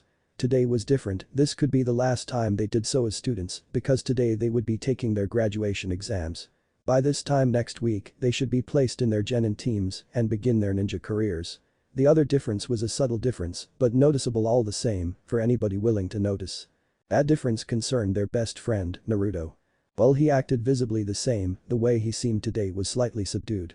He acted the same as he did any other day, highly energetic, with a side of goofball thrown in the mix. All of that was there, but there was an air of something else, it felt like. Resolve. When they met up on the way to school, the ever-present smile was on his lips, but his eyes had a look that said something was happening. It reminded them of his prankster look, this was the same stare, but with an edge. Walking through the school they made their way to their classroom. Inside were the rest of their classmates, most seemed to be from the major clans of the village. Aside from Sasuke, Naruto and Hinata, there was Shino Aburam, Shikamaru Nara, Choji Akimichi, Kiba Inuzuka with Akamaru, Ino Yamanaka, and Sakura Haruno. The rest of the class just did not seem to stand out, so they were largely ignored. As soon as Sasuke entered the room, all three of them were assaulted by a high-frequency sound technique, Sasuke-kun. Came twin cyclones of feminine energy, one cherry blonde, one platinum blonde. They swooped in to hug their crush, all but knocking Naruto and Hinata against the wall. The entire class sweat dropped at the actions of the Kunoichi fangirls. Shino's insects momentarily heightened their buzzing at the suddenly loud classroom. Shikamaru raised his head from sleeping, then lowered it back down, muttering, "What a drag, I was dreaming of clouds," under his breath. Kiba, the dead last, and Akamaru also sleeping soundly until the banshees let loose their discordant song, jolted back in their seat and both just growled. Choji nearly choked on a chip. At that moment, the two teachers in charge of this class, Iruka and Mizuki entered the classroom. "Alright, class settle down and get to your seats," Iruka-sensei yelled, "and show some maturity, you just might graduate today." "That's right, you might," Mizuki-sensei said, casting a short look in Naruto's direction, "but even if you do graduate, the path of the ninja is a perilous life, there will be days when you do not know who your enemies are." Mizuki pointedly looked at Naruto, being from the same village is but a small guarantee for allies, otherwise there would be no Nukenin in the world. Only one person in the room noticed Mizuki's looks that day, Naruto, who could feel the eyes boring into his skull. The instructors of the class handed out the academic tests, which are equivalent to the 12th grade education at the high school that civilians attend, on the other side of the village. Naruto had just completed the written part which he aced. In a little while he, and the rest of his class, would go outside to conduct the Taijutsu trial. Divided by gender, they would have a tournament, if a student made it to the semifinals, they got an 80 which was minimum to pass, the finals got them a 90, winning their gender got you a 99, to get a 100 they had to last a 3-minute bout with one of your Chunin instructors, this was optional, but rarely turned down. After lunch, staying outside, the class would go to the confidence course to evaluate their throwing skill. The confidence course is an obstacle course to measure the student's capacity to throw kunai and shuriken, the minimum time to complete was 5 minutes. This was not hope and throw, each target was a human equivalent, with the vital points clearly shown. The targets would move into various positions and then retract. The student had to throw and hit the target before it was gone. Hitting any of the vital areas was worth a full point, merely hitting the target was worth half a point, missing entirely, nothing. Each student received 10 kunai and 10 shuriken, the minimum to pass was 14 of 20, in 5 minutes. The record was 20 in 3 minutes, held by Itachi Nai. Then, it was back inside for the 3 standard academy ninjutsu. Transformation, substitution, and clone. These are pass-fail ninjutsu, not point-based. The students had to pass each part of the exam, a failure in any part would fail the student for the entire exam. Each student got 3 chances to pass, if they failed all 3 chances, they were disenrolled from the program.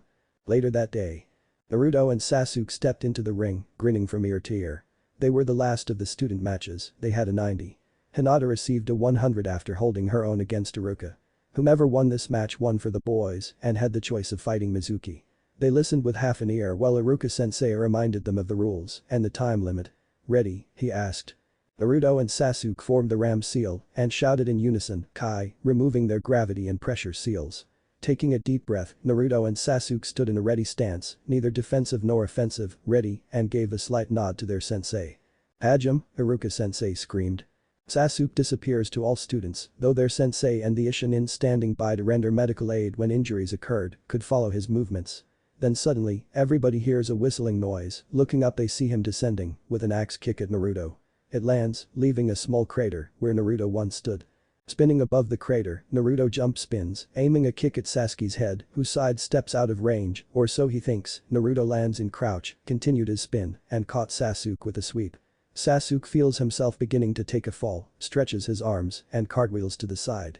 Naruto, still crouching, attacks with a sweeping arm, his fingers in a dragon's claw, aiming for Sasuke's knee with every intention of crushing it. Sasuke turns into the earth dragon palm, raising his shin to take the brunt of the attack. Robbing it of its power by intercepting it before the attack could build up inertia, and using one of the densest bones within the body made even harder by kicking a stone edifice hundreds of times a day, before and after school did not hurt either. It was still painful, but it was not harmful. Naruto trapped Sasuke's leg and lifted, dumping him on his back. Accepting the fall, Ichigo rolled with it and somersaulted backward, regaining his feet almost immediately. Sasuke launched a front kick at Naruto's gut, which Naruto allowed, grabbing Sasuke's leg, holding it in place, then hooked his feet out from under him. Sasuke turned the hook into a backflip kick that caught Naruto in the chin, knocking him on his butt. Naruto rolled with the fall to reduce the damage, while adding force of his own to backspring to his feet. This time, Naruto vanished, coming to Sasuke's right side, who sent a back fist at Naruto. Naruto, accepting the direction of the strike, caught Sasuke's arm in an unusual hold. He only used the index, middle and thumb, the eagle claw, cupping Sasuke's wrist joint. The other hand clutched Sasuke's elbow joint from above, using all 5 fingers, in the tiger's claw, would have crushed a lesser person's bones, but Sasuke had hardened more than just his leg bones. Naruto applied the appropriate force, turning the trap into a joint lock, effectively gaining control of Sasuke's body. The fingers of both hands were piercing into a nerve bundle that caused Sasuke's entire arm to go numb, but the maneuver was not over. In a fraction of a second, Naruto moved to finish his technique. Arresting tornado, Naruto shouted. Naruto, accepting the force and adding some of his own, pulled Sasuke off balance, meeting Naruto's leg below Sasuke's center of gravity, causing him to flip over the leg. Which would not have hurt him if Naruto let go of Sasuke's arm, which Naruto did not. The arm in Naruto's hands remained as unmoving as a mountain, the rest of Sasuke did not. There was an audible crack and Sasuke screamed in agony. The maneuver dislocated the radius and the ulna from the humerus and disassembled the wrist bones. Sasuke could not continue and forfeited the rest of the match. Makoto, Fugaku, Itachi, Shisui, Kurenai and Hiruzen hissed in sympathy as they watched the test from the Hokage's office. Everyone clutched their arm as if they were the one receiving the catastrophic injury. The medic ninja were there, stabilizing Sasuke's arm. Nobody seemed too worried about Sasuke's injury, not even Sasuke. It was painful, no doubt about that, but it was far from a career-ending injury. Since Tsunade Senju became head of the hospital, the staff at the hospital and all medical ninja have become the best in the elementals. Injuries like Sasuke's could be mended in a matter of minutes and have no effect on his performance later. Naruto was allowed a few minutes to recuperate from the match before Iruka-sensei called him and Mizuki-sensei into the arena. "Are you two ready to face each other?" Iruka asked his student and colleague. Mizuki's smile looked inviting but carried an undercurrent of menace. "Yeah, let's see what you got, Naruto-san." Naruto looked up at his sensei, then waved his hand to halt the activities. "As much as I want to throw down with my honored sensei," Naruto said, bowing deeply, "I'm afraid I must decline." Dadabeo. This announcement took everybody by surprise. Nobody had ever turned down a chance to earn that one extra point. There were shocked expressions from nearly every person present. Mizuki's eye was twitching and he was barely able to keep a sneer from his face. "I realize it's unusual for a student," Naruto continued, "but I have to think of this test as a mission, and the objective of this mission is to pass the test and graduate, not get a 100 in the Taijutsu portion." Mizuki grinned. "You know that's the kind of logic a true ninja should possess," he said with an overly indulgent smile. "That's a commendable attitude to have, Naruto." Iruka was as stunned as all of them, his eyes as wide as dinner plates, shook his head coming back to the present. "Yes, that's right, that's a good way to look at this test." Mizuki was a little slower to respond. "I agree, this examination should be viewed as your first mission," he said, glancing at Iruka, but then returned to staring at the Jinchuriki of the 9 tails. Naruto's eyes stayed on Iruka, only glancing at Mizuki briefly, but he could feel Mizuki's eyes boring into his skull. "Right," Iruka said, breaking the stalemate, "let's head to lunch so you all can recuperate before the rest of the exam." After lunch at Ichiraku's ramen stand. The rest of the exams were uneventful and were standard across the board. Sasuke got 100% for the confidence course in 3 minutes and 5 seconds, Naruto took second place for it. After which, they all went to take the ninjutsu exam.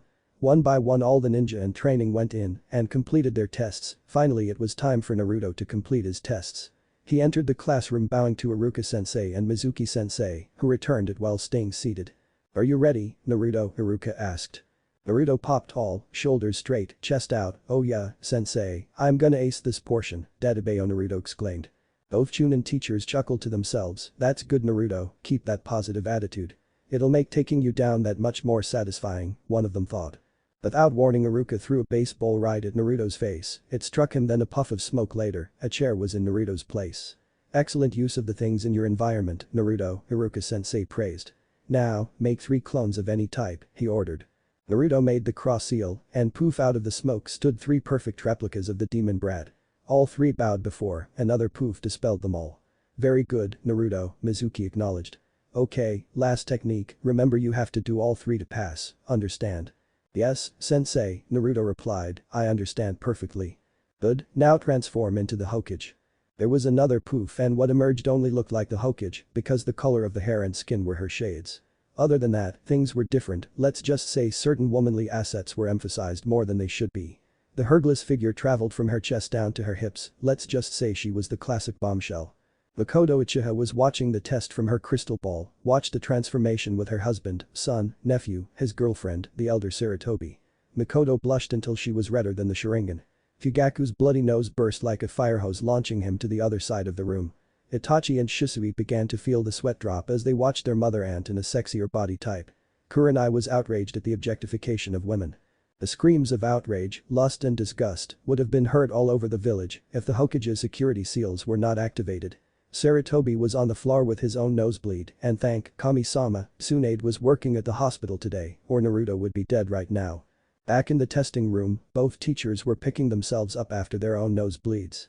Naruto looked down at himself and eeped before his face went pale. "I don't know what went wrong, I was going for the Hokage as I thought of her." Databeo. Naruto looked down, ashamed of his performance. "May I try one more time, sensei? I swear I'll get it right this time." "I'm sorry, Naruto," Haruka replied, "but everybody else was able to do a proper transformation the first time round, and since there is no proper way to find out how accurate you are, we're going to have to fail you for this exam." "Come on, Haruka," Mizuki pleaded, "he performed so well on every other part of the exam, surely we can make an exception, just this once." Haruka just shook his head sadly. "No, Mizuki," Haruka replied, "there are no exceptions to this exam. Everybody who passes this exam has been able to perform these techniques with only a minimal amount of aid. Hell, last year one student used soldier pills to give him the proper chakra boost to perform them. He was born with deformed chakra coils." Somewhere on a stealth training mission, Rock Lee sneezed and gave away his position. "If we didn't make an exception for him, how can we for someone else, without any handicaps?" Mizuki nodded and looked at Naruto. "I'm so sorry, Naruto," he said quietly, "but you fail this examination." Later. Naruto sat straddling the old swing, tied to the tree across from the entrance to the school. Most parents had come and gone from the school with their children, some to celebrate their new ninja, many to console or berate the failures. Naruto had not even the luxury of disappointing his parents because they knew he was not supposed to pass the test today. His transition from civilian to ninja had already occurred. The success or failure of his first mission was in Mizuki's hands now. 3 days ago, Uzumaki Namika's estate. "I need you to fail your graduation exam," the Hokage requested. Naruto grinned and was about to laugh, thinking she was joking, but she was not kidding, she was serious. "What, why?" He had a look of betrayal. Was she like everybody else? Was it some political bullshit she had to bow to? "Son," Minato broke into his thoughts, "the Hokage would never ask something like this unless there was a reason, so please listen to what she says with an open mind." Naruto listened to his father but was on the fence until his mother spoke up. "I agree with your dad, Naruto." I was looking at Makoto-chan's face before she asked. This was tearing her up. She wouldn't be asking this if there wasn't a very good reason, Kushina added urgently, before continuing with a growl, "At least there better be, or I'll kick her ass myself." Naruto looked down at the floor, then at the woman and man he considered his parents in all but blood. After all these years, Naruto's ability to read the intent in people's faces has not waned, it has merely grown stronger and more nuanced, to the point where very few could con him if he could see their faces. He read the guilt and anxiety on their faces. They would give anything to not have to ask this of him, but were outvoted by necessity. "Please, tell me why, godmother," Naruto implored. "Would you please fortify the house against eavesdropping, Naruto?" Makoto asked her godson. Naruto closed his eyes and formed his hand into a ram seal and said, "Kase Kasuru." The already strong privacy seals now became impregnable. After studying the seal around the Hyuga compound, he added them to the house's defenses and nobody outside knew it. Okay, this house is now proof against any known eavesdropping technique, even my eyes couldn't see into or out of this domain. Databeo. So, please, tell me why you want me to fail the ninja exam. Makoto and Fugaku tell Naruto about her suspicions and the circumstantial evidence regarding Mizuki. How they believe they could dangle Naruto out like bait to see who takes a bite. The reason why we want you to fail the exam, Naruto, Makoto concluded, bait needs to be vulnerable, and what better way to be vulnerable than for you to fail the exam? Naruto contemplated his Hokage's eyes while taking counsel with his parents, and even Kikbi, who is a predator, could not agree more with Makoto's thoughts on prey and bait. After the conference with his tenants, Naruto shared his thoughts on the subject. It'll be tricky, Koto-chan, Naruto supplied, I have shown off many of my abilities in the past. I am the best in Taijutsu and Jinjutsu in the class. Second best in Kunai Shuriken Jutsu. Databeo. If I do this, it would have to be a skill I have not shown off in the past, Naruto added, as his parents leafed through his archives to discover an aspect of his skills he has not shown to anybody, there. His parents shouted, pointing their fingers at transformation. I have it, ma'am, transformation technique, during the ninjutsu portion of the exam. The Uchiha couple looked at each other and thought it wouldn't be unheard of for a student to excel in everything else, only to fall short on even one of the standard techniques, Fugaku mentioned. True, but I am surprised Naruto has never displayed his transformation abilities, since most of the pranksters in the past have used it at one time or another to pull off their misdeeds, Makoto said, looking pointedly in Naruto's eyes. In his mind Minato's sweat dropped and Kushina turned her head and giggled quietly. Naruto scoffed and added, amateurs, if you have to resort to transforming to get away, then you're not doing it right, he exclaimed, half the fun of pranking is the thrill of the chase when you're caught. Databeo. The two adults in the room and the two in his head were looking at him with a raised eyebrow. Anyway, the other reason I never used it was because it's a clan-based technique, the Shinhinge. The wide eyes of the Hokage said she recognized the name of his technique, I was planning to unveil it at the test to wow the teachers. Databeo. So, you'll do it, Naruto, Makoto asked, dismissing her momentary surprise, you'll fail the test. Naruto thought it over some more, yes, Makoto-chan, he said nodding, I will fail the exam at school. Oh, thank you, Naruto, she said, bounding over to hug him and kiss him on the cheek. Naruto had a goofy grin on his face when she let go, Makoto was a beautiful woman after all, and Naruto was at that age when he will begin discovering women. They have been there all along of course, he just never took the time to notice. Of course, Hokage, Naruto added, I am a loyal son of the village, after all. Databeo. However, that does not mean I will do it for free, loyalty is one thing, but if you get something for nothing, you may begin to take it for granted. The happy Hokage nodded her head in agreement, sure Naruto, I'll do anything within reason in repayment for this service. Do you remember when I said I'd failed the ninjutsu portion of the exam at school, he asked. Makoto Uchiha nodded and Naruto continued, that doesn't mean there cannot be an examination on the portion, I will be intentionally failing. Databeo. What are you saying, Naruto, Fugaku asked. I'm saying, I want to take the ninjutsu test here tonight and upon completion of the mission, have those scores substituted for the ones I get at the academy, Naruto answered. Makoto thought it over, that's not a bad idea, she concluded, it'll mean you're already a leaf ninja, and you'll get paid for it be going on a ranked mission, which is good for your record. She looked at the young man with a baleful gaze, 2 questions. 1. You won't be issued a headband, nor have official ninja status until after the mission is completed, will that be okay with you? Naruto just nodded, I didn't become a ninja for the headband and only partially for the status. Databeo. Okay, 2, for it to be valid 2 clan heads have to agree on the results, are you sure you can perform the technique to their satisfaction? Nearly all of them have higher standards than the academy instructors, she said, indicating her husband. Yes, Okage-sama, I do believe I have what it takes, Databeo, then he declared. Which other clan head could you get, one that you trust enough to bring into the conspiracy, on short notice? Makoto thought some more, the only 2 elders that are clan heads, Sensei and Sarutobi, she looked at her husband apologetically, I think they can be objective and evaluate him fairly, I think if we do it, we may end up giving him credit just because we're grateful. 2 hours later. It took no time at all for the Hokage to summon 2 of the 3 elders in her advisory council to the Uzumaki Namikaze estate. Hiruzen, clan head of the Sarutobi, former Sandaime Hokage, was known as the god of shinobi and the professor because he was headmaster for the ninja academy. Hiruzen arrived last, Naruto answered the door and greeted him with, hey, old man, Naruto said, with a gleam in his eye, ready to learn something new tonight. Sarutobi answered, with a gleam of his own, I believe, I'll answer that to the true Naruto, thank you. The avatar's mouth hung open, how did you know, Jiji-san, I thought my demon clones were, his mouth hung open, you didn't know until I confirmed it, did you, Sarutobi-sama? Hiruzen chuckled and walked past the young man, maybe. Naruto lowered his head in defeat. Anyway, everybody is in the dojo, the Hokage will brief you on why you're here and thank you for coming on such short notice. The clone closed the door, locking and bolting it before dispelling, immediately letting his creator know what happened. Down the hall, after stopping to remove his footwear, Hiruzen entered the dojo of the Uzumaki Namikaze clan, bowing to pay respect to the dojo itself, if not to the nearly extinct Uzumaki. There, he found the current Hokage, Mikoto Uchiha, with her husband, head of the Uchiha clan, Fugaku, chief of the Konoha police force. Beside him was one of Sarutobi's own students, Tsunade, head of the Senju clan and administrator of the hospital. Ah, Mikoto spoke up when he entered. Hiruzen Dono, thank you for coming on such short notice, however necessity dictates haste in certain situations. Think nothing of it, Hokage Dono, Sarutobi answered urbanely, being a former Hokage made him technically equal in rank to the current Hokage, even if he was officially below her, and thus, when not in formal settings, could address her as an equal. As former Hokage, I am well aware of the power of necessity, he bowed in respect as he spoke.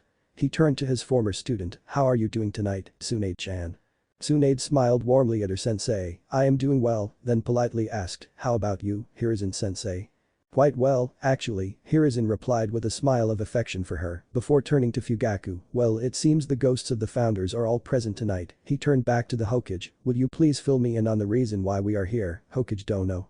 Yes, Mikoto began, well for starters, I am having some doubts about one of the teachers at the Ninja Academy. Having nothing to go on, save my investigative instincts, I asked my husband and my son Itachi to surveil this person to see if my instincts were accurate or unfounded.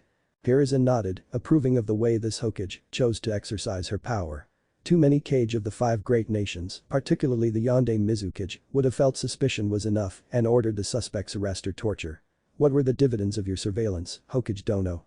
Not enough for suspicion to lead to accusation, but enough to warrant an official, discreet investigation of said individual, so in addition to those I have mentioned above, she answered, the third, I brought in 2 additional people, my nephew and chief inspector of UPF, Shisui, and his girlfriend, recently promoted, Jonin, Kuranaiki, both well known for their Jinjutsu prowess. She proceeded to tell him everything they discovered about Mizuki including his obsession with power and recognition and the destruction of Naruto Uzumaki Namikaze. We are not certain which is more important to him, power and glory, or his hatred of Naruto. More specifically, the Kikbi no Kitsune, since we know that his entire family was killed in the attack 12 years ago. Sarutobi nodded sadly, I can understand his hatred, though I do not agree with it. Quite, Tsunade agreed, but that doesn't explain what sensei and I are doing here, Hokage-sama. I was coming to that, Tsunade-sensei, Mikoto said, we have decided to dangle some bait and see what swims to the surface. To that end, Fugaku and I came to Naruto tonight and made a request. She stopped for a second, the guilt still eating at her conscience. We asked him to fail his graduation exam next week. There was silence as she said that. Tsunade and Hiruzen had shocked expressions. While failing the exam was not the end of the world, since Naruto would have 2 more chances, it was still a lot to ask even for the Hokage. What did he say, Kodo-chan? Tsunade asked in a clipped tone. The Kodo winced at the use of her codename as a rebuke, she cannot deny that she deserved it, she was not feeling like a good Hokage right now. She sighed, fortunately, he agreed and figured out the perfect place to fail, so it would not look suspicious. The ninjutsu portion. Hiruzen, impressed with his surrogate grandson's humility and cunning, commented, that is commendable, but I still fail to see the reason for summoning us here. The Kodo smiled in agreement, I am coming to that, Sandaime Dono, she paused, taking a deep breath, he was willing to help us, but there was a price. Naruto wants to take the ninjutsu portion here tonight and have the results of tonight's test transferred to the official test after the mission is over. Sarutobi and Senju eyebrows were buried in the hair, which was a great feat for Hiruzen with his receding hairline. Then understanding dawned and they began to laugh, he is his mother's son, Tsunade added looking at Mikoto for confirmation, who barely nodded to confirm her thoughts on who came up with the idea. Hiruzen smiled, I see elements of Minato in it as well. That's right, and to make sure we were not just passing him out of gratitude, Fugaku began, we decided to call in 2 unbiased testers. The Kodo nodded in agreement with her husband, too true, I mean, I've allowed for the possibility that I could be completely wrong about Mizuki, or he may not take the bait. That's why I've kept the investigation as quiet as possible, not even the clan council are aware of our investigation. Good, Hiruzen said, it has been quite some time since I have conducted the elementary ninjutsu exam, then looking at his student and with a bow asks, shall we get started my dear, it shouldn't take long, we must only endure 3 techniques, yet I wish to be as formal as possible. Tsunade nodded, I agree, sensei, it would be disrespectful to Naruto to treat it like a joke, she said looking around. She spotted the raised section where Totsuka no Tsurugi normally rested but was now on an altar, flush against the wall. Let's kneel in front with the altar behind us and have Naruto enter, come forward and present himself to us. The Hokage and her husband exited to the living room. When they were ready, they sent the signal for Naruto, sitting at his dining room table to enter. He reached the area in front of the two clan heads who were kneeling on pillows on the dais. They indicated Naruto to kneel and Caesar, which he did and bowed forward until his forehead touched the floor. After raising his head, the testers began to speak, Uzumaki Namikaze-san, we will tell you when, and you will perform the 3 standard academy ninjutsu, understand, Hiruzen instructed. Naruto replied, hi, Sarutobi-sama and Senju-sama. Okay, think fast, the old man yelled, throwing a blunt kunai at him. There was a poof of smoke and Tsunade caught the kunai because she was suddenly where Naruto was kneeling, who in turn was standing next to Sarutobi. Tsunade laughed, how did you do that? I did not feel you grab me, she asked, more curious than angry.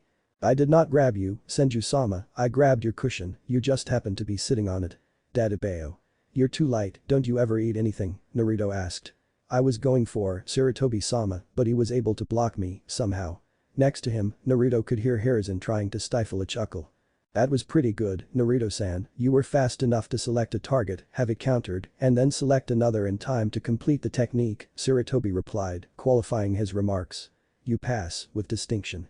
I concur, Tsunade said in admiration, clearly impressed by Naruto's ability to think on his feet. Returning to their original positions, he obviously passed substitution, do a transformation, she ordered. Instead of a puff of smoke, Naruto's body seemed to liquefy before it flowed into the shape of a grey wolf. He was anatomically perfect, from the tip of the snout to the length of the tail. Even Sarutobi had a nostalgic smile on his face, it has been quite a while since I have seen the Uzumaki transformation technique, Naruto. Do you perchance know its origin? Naruto was nodding before answering, it is another drawback for the massive Uzumaki chakra coils, before me, most Uzumaki could not produce illusions, from Jinjutsu to clones, and that includes transformation. Dadabeo. The yang could never balance properly with the yin. We call these true transformations, we can become any creature we are familiar with, it requires the same amount of chakra as my Akuma no Bunshin, which I will show you later. It doesn't use hand signs, but you must know everything about your subject. Tsunade spoke up, just from a medical standpoint, how deep does the change go? Naruto was confused for a minute before understanding dawned, quite deep, my mind is still human, everything down to the cellular level is whatever creature I become, I can even change gender. Dadabeo. I even have a menstrual cycle when I'm a female, yet only in my true form can I reproduce. Sarutobi broke in, how does it work, Naruto-san, he asked, back in professor mode. Naruto thought, then supplied, well, for me to change into a non-human. I studied and learned as much as I could about said animal, starting with the library, then I volunteered at the Inyazuka Veterinary Clinic to learn their anatomy and behavior. Finally, I put together everything I learned about said creature in my mind by visualizing it. Even after all that, there is still some trial and error before you get it down properly. Birds are the most complicated creatures I have tried to become, all those fine bones and feather textures that are necessary for flight in the tail alone, don't get me started on the wings. Naruto realized he was talking too much and noticed that they were gaping at him, which made him self-conscious, what, something wrong? Sarutobi cleared his throat, no, Naruto-san, just a lot to take in, that's all. Let's proceed, shall we, Tsunade said, Naruto make at least 3 clones of any type. He nodded, made signs, and thought, Taju Akuma no Bunshin, 3 demon clones coalesce into existence, and bowed together, how did we do, Dadabeo? They asked in chorus. Excellent, you did it without speaking out loud, which most ninja never figure out, the old man grinned, and, you performed all 3 ninjutsu, flawlessly, but with distinction and innovation. So, after careful consideration, we've concluded, Tsunade said with a smile, you pass this portion of the graduation exam. Naruto crowed, out loud, hurrah, Dadabeo. He said, jumping for joy. They looked at him as he celebrated his victory, before bringing him back down to earth. Remember, Naruto-kun, the third Hokage reminded him, you must still pass the other portions of the exam as they come, there is nothing even the Hokage can do to waive those portions. Hi, I understand perfectly, Naruto said, sobering slightly, I still have a mission to accomplish, this was just the confidence booster I needed, now that I did, the rest should be a cinch. Dadabeo. Back at the schoolyard. After the official exam. The Hokage had come without her hat and robes, which meant she was not the Hokage, but a mother now. She hugged her son with a squeal of delight and gave Naruto a sympathy hug, which was a little tighter than normal. Naruto did not know if she was mad over the transformation technique or distressed over sending him into this mission alone. Even if he did not need to use it, he had added the smokescreen to hide the actual transformation. Hinata's family had sent an escort from the branch family to bring her home. Therefore, Naruto found himself alone on the old rope swing in front of the school. It was not a complete act. He was truly feeling dejected.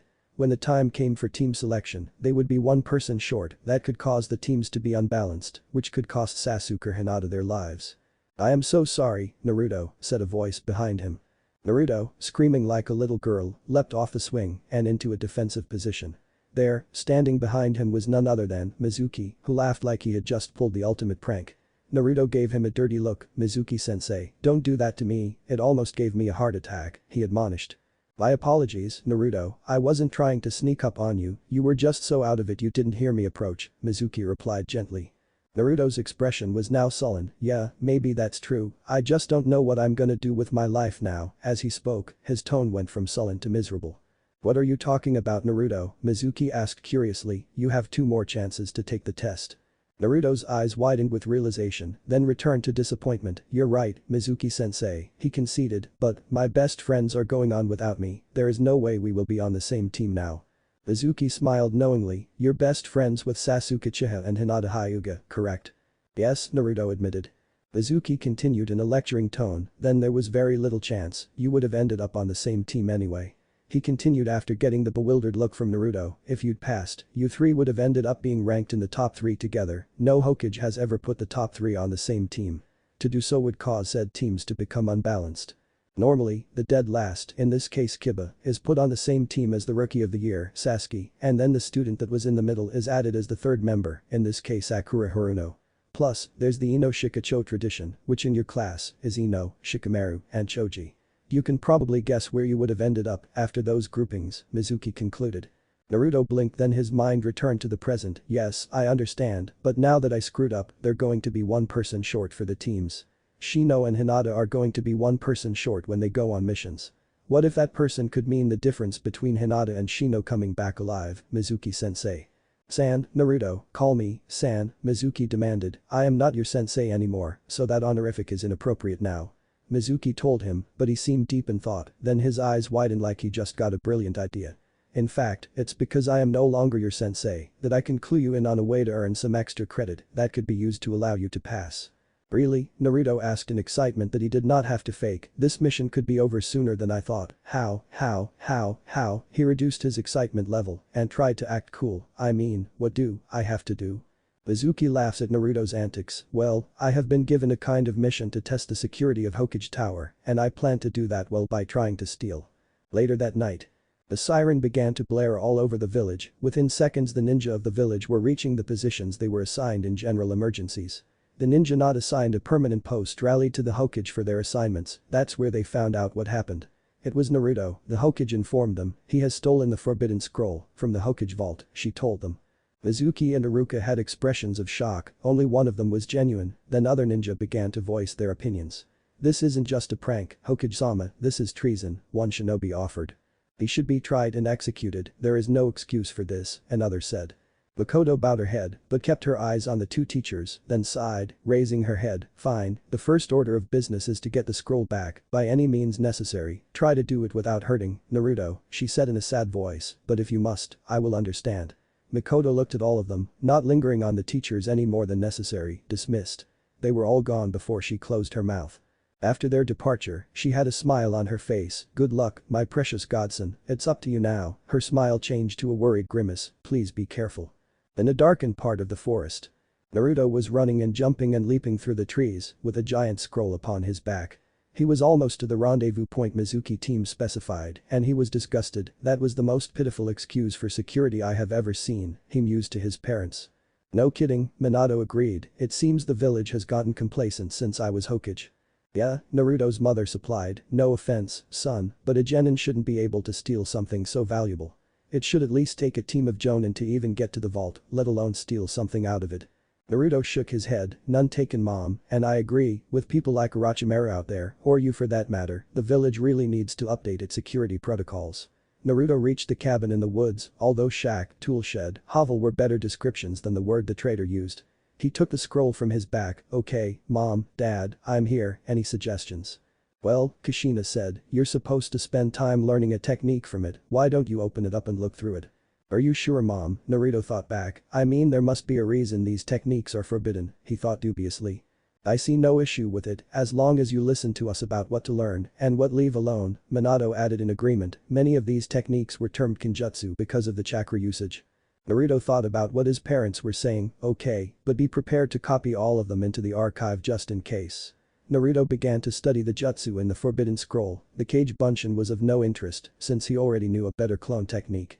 He did learn the summoning technique, plus summoning resurrection to an impure world since that might be beneficial for his parents in bringing them back to the world. He also learned the secrets to sage art. Mizuki stood balancing on a tree branch looking down upon the demon brat. It had taken him longer to shake the other ninja than expected, he was later than usual to meet Naruto. Naruto sat kneeling on the ground next to the shack Mizuki found when he was a genin that nobody seemed to use or even own. Mizuki jumped to the ground and approached Naruto. In addition to his Chunin uniform, Mizuki carried 2 Fuma shuriken on his back. Naruto, did you get the scroll? Naruto opened his blue eyes. I did, Mizuki-san, it was laughably easy to get it, he said with a chuckle. The Hokage really needs to update security procedures. If a genin like me could get that scroll, then traitors like Orochimaru wouldn't break a sweat. At the name, Mizuki flinched. Yes, well, that's exactly what the Hokage wanted to know. Mizuki held out his hand. Why don't you hand me that scroll, he said. You wait here, I'll send somebody to get you and award your extra credit. Naruto grinned wider. You must really think I'm stupid, don't you, Mizuki team?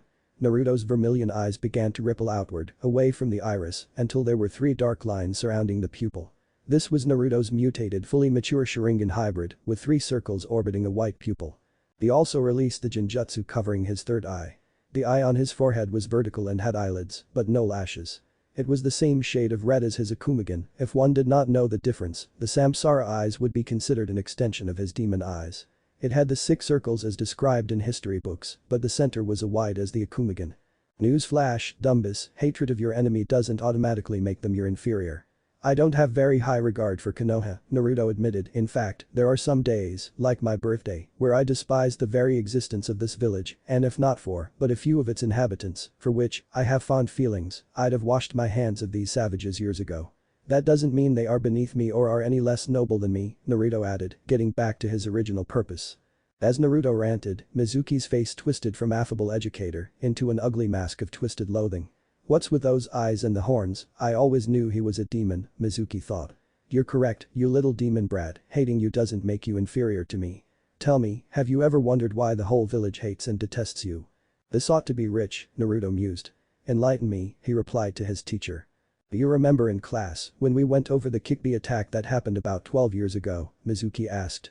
Yeah, what about it, Naruto retorted.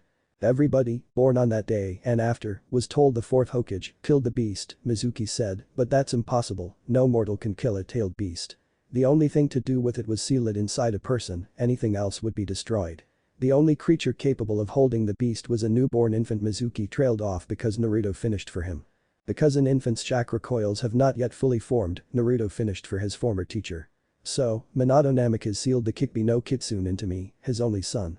That's a great sacrifice, because to complete the sealing he had to call upon the power of death itself, which requires the soul of the caster. Mizuki's eyes got even wider, and that's when Naruto struck. Before he could react, Naruto yelled, adamantine chains. Deploy. Before Mizuki knew what hit him, Naruto shot 2 chains out at the speed of a bullet. His chains were morphed into a harpoon, puncturing the hapless teacher in his chest, just below the right collarbone, and into his left flank. Mizuki did not have time to react and screamed in agony, then fried as a realization dawned on him. Tell me, Mizuki team, Naruto demanded, though he was calm, if I really was the 9 tails, why would I waste my time remaining in this form? The Kikbi no Kitsune is said to be the most powerful of the tailed beasts. If I was the demon fox, I could have broken loose and laid waste to this place or taken possession of this body and escaped by throwing myself into the nearest ravine. If what you say is true, then killing this body won't do much more than inconvenience me until I reincorporate. Why waste my time still being in this insignificant village when I could be shot of it? Mizuki recovered from his agony quickly. I always knew you were a demon, he spat. That over here, Naruto bellowed as he yanked the Chunin toward him and delivered an open double palm strike to Mizuki's sternum, which would have sent him to the ground if he was not being held up by Naruto. Naruto heard the crunch of rib bones at the impact point, but he was not finished. He grabbed Mizuki by the back of the head and brought his knee into his face, once, twice, thrice. Mizuki fell face first into the ground before Naruto used his head by gripping Mizuki's hair. "You're pretty tough, Mizuki-san, that should have been enough to put you into dreamland," Naruto commented. "If you're wondering why you have been unable to access your chakra, my chains prevent anybody from using chakra, except me of course, lightning." Mizuki watched as energy traveled up the boy's body and traveled down the chains. The screams from his mouth could have probably been heard in Earth Country. When it was over, Mizuki was knocked out on the ground.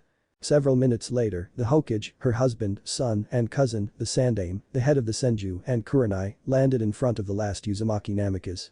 They landed in front of him with several Anbu and UPF police officers. "Take him away, get him to the hospital. Make sure he is hale and hearty for his trial," the Hokage ordered venomously, pointing at the traitorous, unconscious Chunin. The guards took the traitor away. The Hokage turned to Naruto and took something from up her sleeve. "Now, Naruto, I believe you forgot something this afternoon after your test." She held up her arm showing him a hidden leaf headband. She extended her hand, he took it and tied it around his forehead. "This one is just temporary until I can find one that I know you will appreciate." "Thank you very much, Hokage-sama," he bowed to hide his tears. A new mask. Sarutobi Jiji, even though he was retired as the Hokage, could not bring himself to completely retire from service to the village. Therefore, in addition to acting as a member of the clan council and as an elder, was placed as the principal and administrator for the Ninja Academy and career counselor for all ninja below Jonin level. He advised the Hokage on team placement and aided the Hokage in planning and organizing the Chunin exam, whether in Konoha or in other nations. Hiruzen took care of the minutiae details, like the taking of the ninja license photograph. Naruto was wearing his normal ninja garb, a forest green camouflage pattern jumpsuit, and on his forehead, he wore a set of goggles. He was so excited about finally becoming a ninja that he reverted to acting like the 12-year-old boy he was. "Hey ninja don't have to be serious all the time. Wanna fight about it, reader?" Kushina was just as excited and kept making suggestions on how Naruto should take the license photo. The result ended with him wearing full-on kabuki makeup and looking like a demon or an ass, however you wish to read it. It did not go over too well with his Jiji or Aka-san. They called him before the board to discuss it at length. Naruto had a sheepish grin on his face and kept scratching the back of his head in modesty. Naruto totally misinterpreted the looks on their faces and began wagging his tongue. "At first, I couldn't figure out how to do it," he said, and he was a lemming about to go over the cliff. "It took me like 3 hours to work it out and stuff, but finally I got it. Like an art project on my face, only cooler." Naruto should have kept his eyes open and mouth shut. His godmother and the Hokage was looking at him with a twitching eye, and Hiruzen Jiji could not take his eyes off the photo. "If I didn't know any better," the Hokage started to say through gritted teeth, "I'd say, you've come under the influence of a Dumbus tomato," she screamed. In his mindscape Kushina began screaming at her best friend, calling her names that would make a teamster blush, "But I know that's not right, because no mother would want her son to be the laughingstock of the ninja world," she all but roared. "I definitely wouldn't allow it if it were any of my other sons," she said with a small upward twitch of her lips, before continuing in an even harsher tone. "I would probably even tan Sasuke and Itachi's hides if they even thought about getting their ninja license photos taken looking like a clown, and not even a funny clown." She stood up and exited the room, giving Naruto one last glare of disapproval. "Take it again," Sarutobi Jiji flat out ordered, brooking no nonsense as his godmother closed the door behind her. Naruto opened his eyes wide, flabbergasted that they did not appreciate his efforts. "No way, old man. We can't accept this photo," the elder responded. "Yeah?" Naruto challenged him. "Well, I'm not doing it again," crossing his arms over his chest and sulking. There was a tense standoff, looking into the eyes of one of the people Naruto cared most about in this world. They glared into each other's eyes, neither daring to flinch. Then to give himself the edge, he shinhinged into what he liked to call his sexy jutsu, basically changing into a female version of himself. Naruto loves his grandfather figure, who may be one of the strongest ninjas in the village, but he suffers from the same vices as all men. Lust. Naruto's female version is one of the hottest women in the village. She has long, blonde hair, with bangs down her forehead, gathered into bunches called angel wings, which reach down to her mid-back. He had named her Naruko, with a body that reflects all of Naruto's training, but ideal for a woman with a 32c28 waist and 30 hips, a frame that's built for speed and stamina. He struck a pose squeezing his breasts together, emphasizing his cleavage, but holding his hands over her core. "Pretty please, Sandaime-sama?" asked Naruto's sweet and sultry voice. Sarutobi was at once propelled backward by a powerful nosebleed, out of his chair and into a catatonic state. Hiruzen recovered quickly enough with a handkerchief under his nose, wiping away excess blood. Naruto had reverted to his natural body and Hiruzen was asking about Naruko. "That's your Naruko form, you say?" he asked curiously. "Hi, Hiro Jiji," Naruto affirmed to him, "she's what I would look like if I had been born with two X chromosomes." "Tricky," the Sandaime admitted, "very tricky," then with a hard glare, said, "Don't do it again," he ordered in his Hokage voice and being an elder, was second in command after the Hokage. Naruto was bound by law to obey him. He snapped to attention, "Yes sir." "Where is your headband, Naruto?" he snapped, "You're supposed to be wearing it." "Oh, I'm not putting it on until the orientation," Naruto answered, "I don't want to mess it up." "So," Hiruzen cut in, "you want your headband nice, but your photo, which is supposed to identify you as a ninja, makes you look like a clown. The photo is for ninja training and missions," he barked, "which is the key to your future." He lifts the page on the photo and continues, "Look at this picture, you can't even tell who it is," he finishes in exasperation, "and I thought after what I'd seen at your house the other night that you had outgrown this kind of immaturity." Naruto slumped in his chair weathering the elder's rebuke, who took a deep breath and let it out slowly. "Naruto, you are no longer a child, the moment you tied that headband around your head, your childhood ended, you will now be held to the same standard as any civilian adult." Hiruzen continued his lecture, "Though you may not marry until you are a chunin, you can be betrothed, father children, own a business, though you must still adhere to all laws governing business and commerce except age requirements." Naruto blushed at the first two and was intrigued by the last one, but Sarutobi could not finish his lecture without slipping in some philosophy. "If you please, you can look at it like this. Before the headband you were a child, you spoke as a child, thought as a child, acted as a child. After the headband you became a man and nevertheless must put away childish things. Most of the time." "Fine, old man," the genin grumbled, "I'll change my photo, and I'm sorry." Sarutobi grinned, "It's alright, Naruto-kun, we'll schedule time to retake." Before he finished, he suddenly went serious, even Naruto could sense the presence of an assailant and the old man's eyes cast themselves toward the entrance to the room, which had inched itself open as we were talking. Slamming the door open, "Old man," came a childish voice, "I challenge you," and a little boy came running into the room. The boy was unremarkable with short spiky brown hair, dark eyes, and a chipped tooth. In his right hand he carried a shuriken and he was wearing a gray helmet with a hole at the top for his hair to stick out, a yellow short-sleeved t-shirt, gray shorts, and a long scarf that seemed longer than he was tall. "I'm going to defeat you and become the sixth Hokage." Then just as he reached the old man's position, he tripped over nothing, hitting the ground face first, and started crying. Just then, a shinobi wearing the standard Konoha ninja uniform, minus flak jacket, with a pair of black shades, and wearing his forehead protector like a bandana, ran into the room. Looking concerned and aghast, he looked on as the little boy rose to his feet, clutching his head in pain. "Something tripped me," the boy whined. The ninja at the door gasped and asked in near panic, "Are you okay, Imago-sama?" "Besides, there's nothing here to trip you," the ninja asserted while adjusting his glasses, "it's quite flat." Naruto just stood there in shock and confusion. Who is this shrimp? For once even Kushina and Minato did not seem to have that answer, but they did supply answers about the older shinobi. The shinobi's name is Ibisu, Minato informed Naruto. "He was a genin on Choza Akimichi's team when I was a jonin sensei. I don't know anything else about him." The brat on the floor continued to clutch his wound before turning an accusing glare on Naruto. Finally, Ibisu noticed Naruto, which shocked him, then sent a wary glance in his the first time he had received that glare, which he greatly prefers to the hate-filled kind most civilians send his way. The little turd stood up and stomped over to shove his finger in Naruto's face. "Alright," he yelled, "you're the one who tripped me, aren't you?" That was the perfect thing to say to Naruto if the kid wanted to piss him off. Naruto grabbed the kid's scarf and got in his face and growled out, "You tripped over your own feet, dork." "Hey, you," the ninja shouted, "take your hands off of him, this instant," he demanded. "He's the Imago-sama of the Honorable Sandaime-sama," he informed me, as if that would stop me from teaching this little bastard a lesson. Naruto looked between the old man and then the brat, who gained a smug expression on his little monkey face. "What's the matter, huh?" the little brat began spouting, "I thought you were gonna hit me, tough guy." "Afraid because the third is my grandpa?" he asked in a smug arrogant tone of voice. "I don't care if he's your grandma," Naruto yelled with a demonic face, and the next thing the little bastard knows Naruto's knuckles met the top of his head, Tebeo. The little brat was more shocked than injured. Naruto guessed nobody ever treated him like he had, he's probably used to people kissing his ass before wiping it. Ibisu was so shocked that somebody would dare to strike the grandson of the third Hokage that he could barely form words. The old man, himself, who had done nothing to prevent Naruto's actions, closed his eyes in resignation of more stressful events. Ibisu gathered his composure and instead of yelling at Naruto, begins to hurl insults at Naruto, but disguises it as scolding the kid. Listen carefully, you are a Mago-sama of the Sandaime-sama, Ibisu began, holding up a lecturing finger, you cannot let riffraff like this draw you into a fight even, though he deserves it. Spreading his arms, Ibisu continued, you see he's far beneath you, and you a chain the size of his finger began to discreetly snake its way up Ibisu's leg, mustn't stoop before Ibisu could finish his disparaging comments about Naruto, Ibisu was yanked off his feet, he screamed out in pain, because the force dislocated his hip as Naruto brought the Jonin to face him. Naruto pulled Ibisu until he could seize him with the collar of his shinobi sweater and was looking into Naruto's Akumagen. Ibisu's eyes became as wide as dinner plates behind his shades.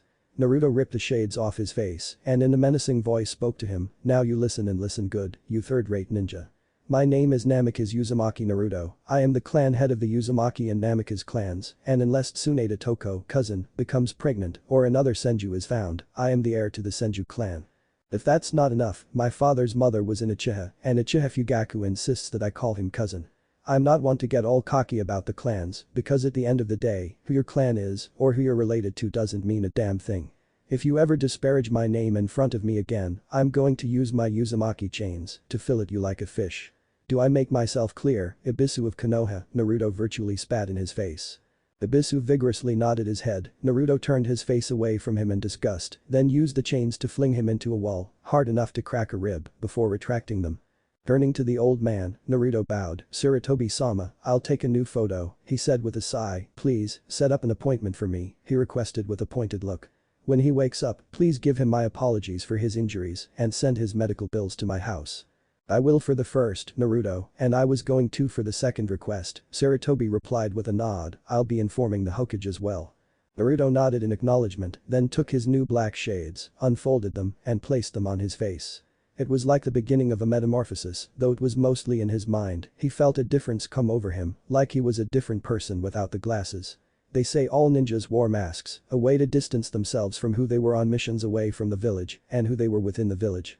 These glasses will become a part of his mask. Naruto turned to look at the third for permission to leave, dismissed, he conceded, then Naruto turned and left. As he was leaving, he heard Sarutobi key his intercom, please, send a medical ninja to, and Naruto could hear no more. Leaving the Hokage mansion. Upon leaving the tower, Naruto decided to take the slow way back to his house. He began to ponder what had happened the last few days. He had gained the Rinnegan and have been practicing with it for 3 days straight, using demon clones to amplify his experience with his new Dijutsu. The Rinnegan is not just a passive Dijutsu, like the Sharingan, it has the same visual capabilities of the Uchiha Dijutsu, but like the Manjikumer has a Kumagen in that it can affect the world around him, but where the advanced Sharingan has access only to projection and to a limited degree, the local pantheon. The Rinnegan can not only affect this world, but links him to other worlds, and in some weird way, that even the Rikiden Sennin never understood, makes him part of those worlds. Naruto may activate either Dijutsu separately or together, if done separately, he can use his natural eye sockets to project either one of them, but when activated together, he must use the configuration in which they first manifested. When activated, his Rinnegan possesses the Eye of Insight and Eye of Hypnotism, like the Sharingan, and he can cast Ninjutsu through them as well, but he loses the 360-degree capabilities and the ability to peer through solid objects. The trade-off is he can cast his Rinnegan into the eyes of his demon clones and get real-time data while looking through their eyes, instead of waiting for them to dispel. That drawback is eliminated when Naruto activates both Dijutsu together, the visual capabilities harmonize, and his visual acuity is amplified by 3. Naruto was brought out of his musings because he felt himself being followed. He activated his demonic eyes and peered back along his path and noticed a rock that was not there when he passed that spot just seconds before. He did not need to look through the shoddy camo sheet to know who it was, it's the shrimp from the Sandaime's office. Ninjas do not like being followed, especially by some kid who was more of a distraction than anything else, he might distract me from real enemies if I let this go on. Naruto whirled around, I know you're following me, just give it up, already, and he yelled, idly noting that the kid had good reflexes, but his execution left something to be desired. That's so obvious it's pathetic, he grumbled, nobody ever coddled me when I was younger, I won't coddle him. All Naruto's words produced was an annoying little laugh, and the little kid's face came into view above his camo sheet, saw through my disguise, huh?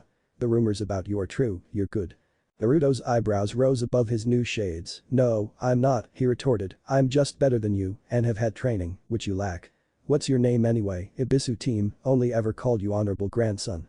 Not to be deterred, the kid marched up to Naruto, pointing right at his face. "Alright, my name is Konohamaru. Saratobi Konohamaru, and," he said, "I'm gonna be your apprentice, and you're gonna be my trainer," he declared, brooking no disagreement. "AW, he's so cute, Naruto, his mom gushed like you when you were his age, baby." "Huh?" Naruto asked in bewilderment. Konohamaru continued, "You've gotta show me how to do that sexy jutsu thing you did on Grandpa," he exclaimed enthusiastically, "and that chain thing you used to defeat Abisu-sensei."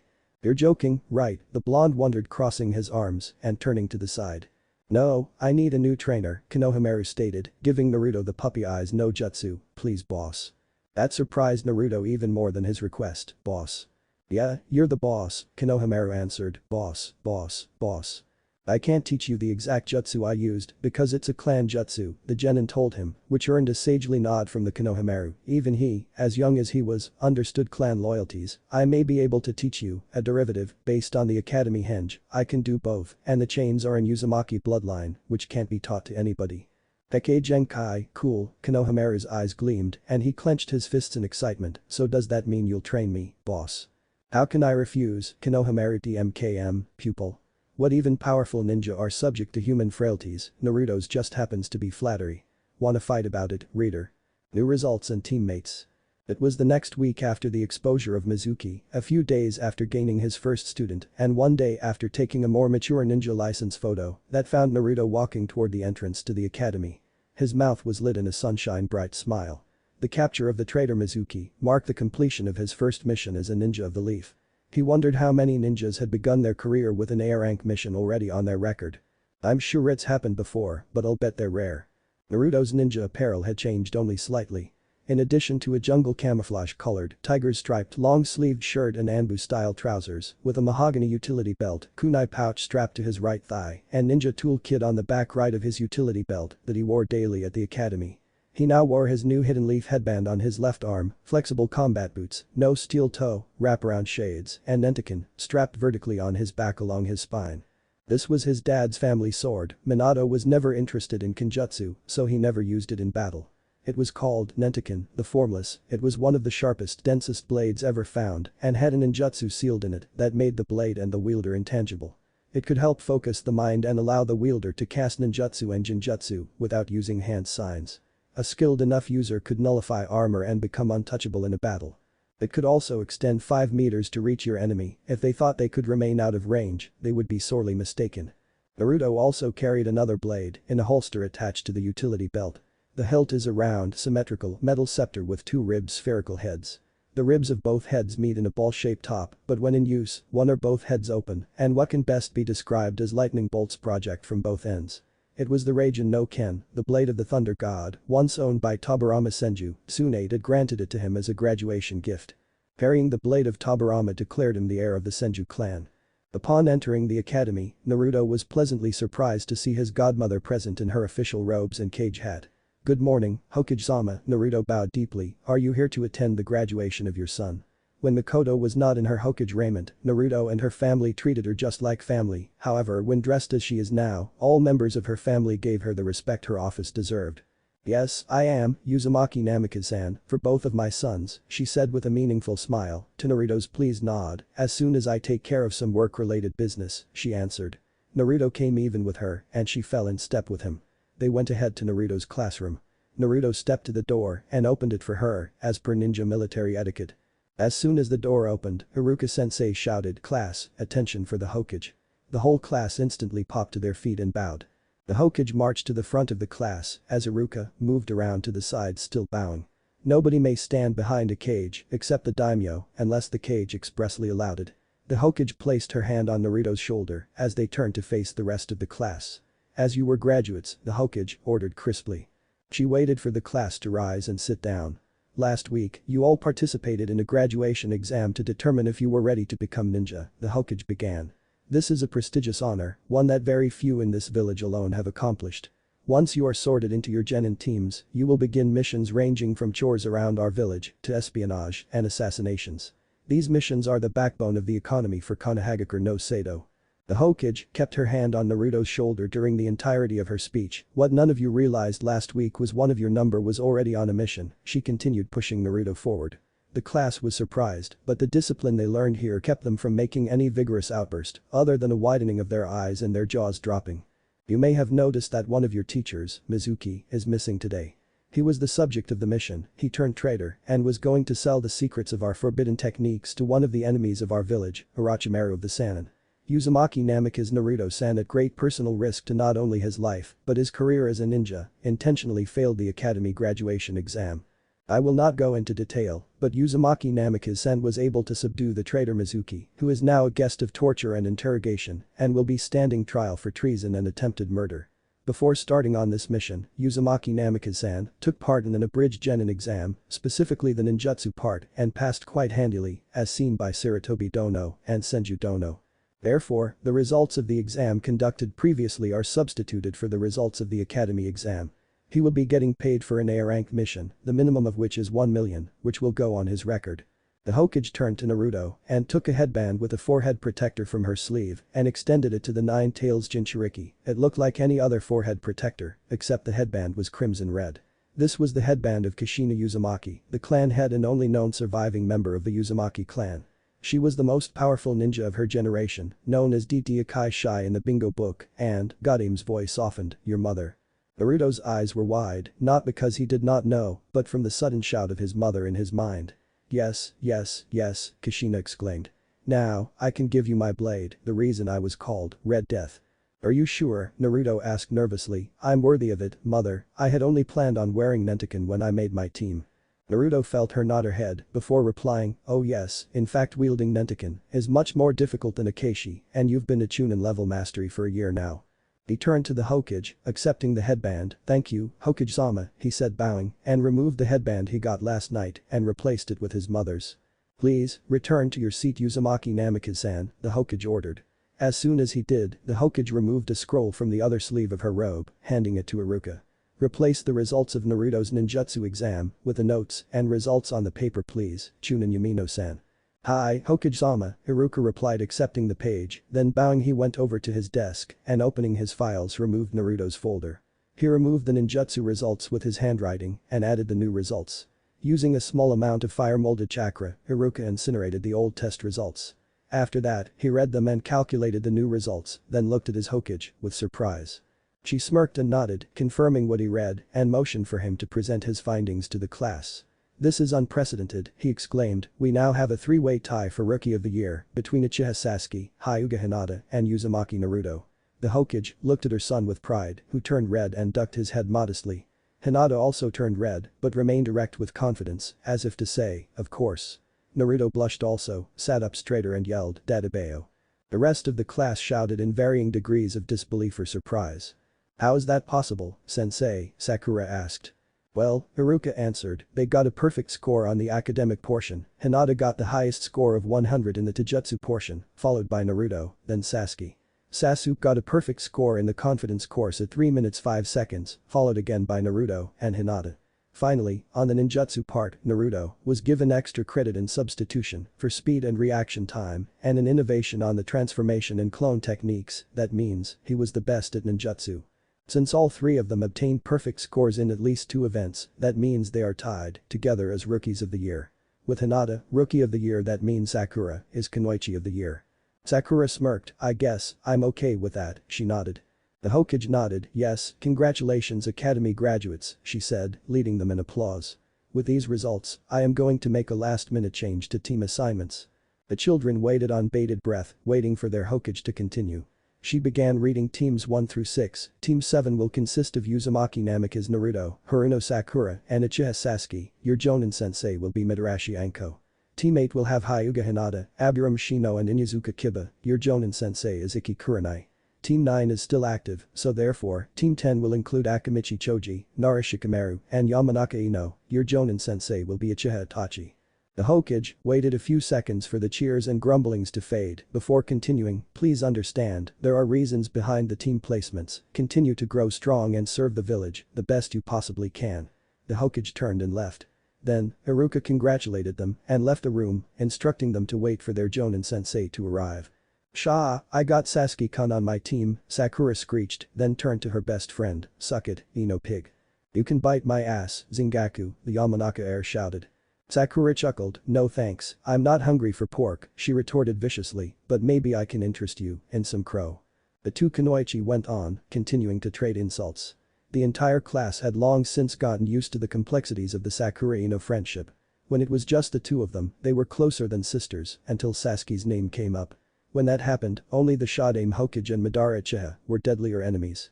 Totally ignoring the two young women already in a brawl, Naruto, Hinata, and Sasuke sat together chatting. They bombarded the sun-kissed blonde with questions about his mission. They understood the secrecy involved, clearance levels and need to know were hammered into every one of them from day one of their shinobi education. One by one, the Jonin sensei came to collect their students. Itachi congratulated his brothers for being rookies of the year before taking his team and leaving. The last two came together because they had been on the same team as Genin and were great friends. Kurenai quietly collected her team and left while Mitarashi sensei studied her team.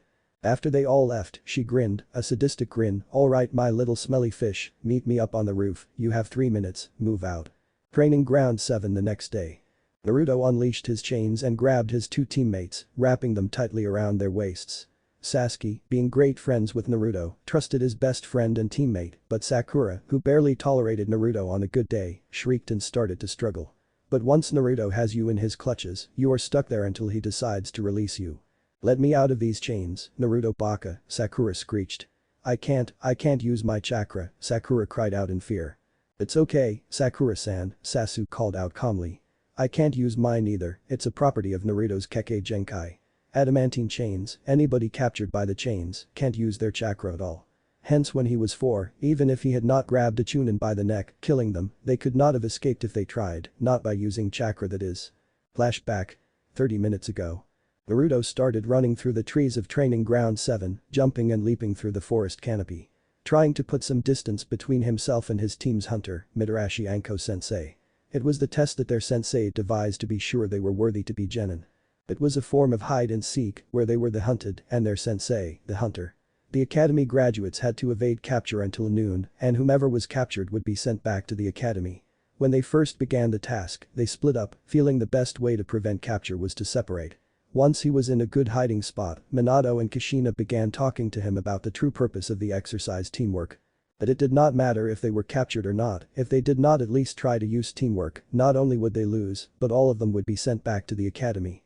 "No genin can take on a jonin by themselves, son," his mother informed him, "the chains and your dojutsu don't make you invincible, baby," she continued, "and Anko is one of the best the village has, she was trained by Orochimaru, remember?" "Orochimaru may be a traitor, son," Minato added, "but he was one of the legendary Sannin, for a reason." "You're right, sorry for letting my new capabilities go to my head," Naruto conceded. "That's perfectly understandable, just remember," his father replied, "in the ninja world nobody is truly invincible and techniques are evolving all the time. Who knows, maybe somebody has a counter to your chains." So, Naruto went to look for Sasuke and Sakura, who he found tied to a pair of stumps, guarded by a snake summon. Naruto activated his Akumagen and saw the scene before him. He could see the auras of his teammates. Sasuke was an electric blue flame that was steady and stable, only wavering with small fluctuations, showing his slight discomfort.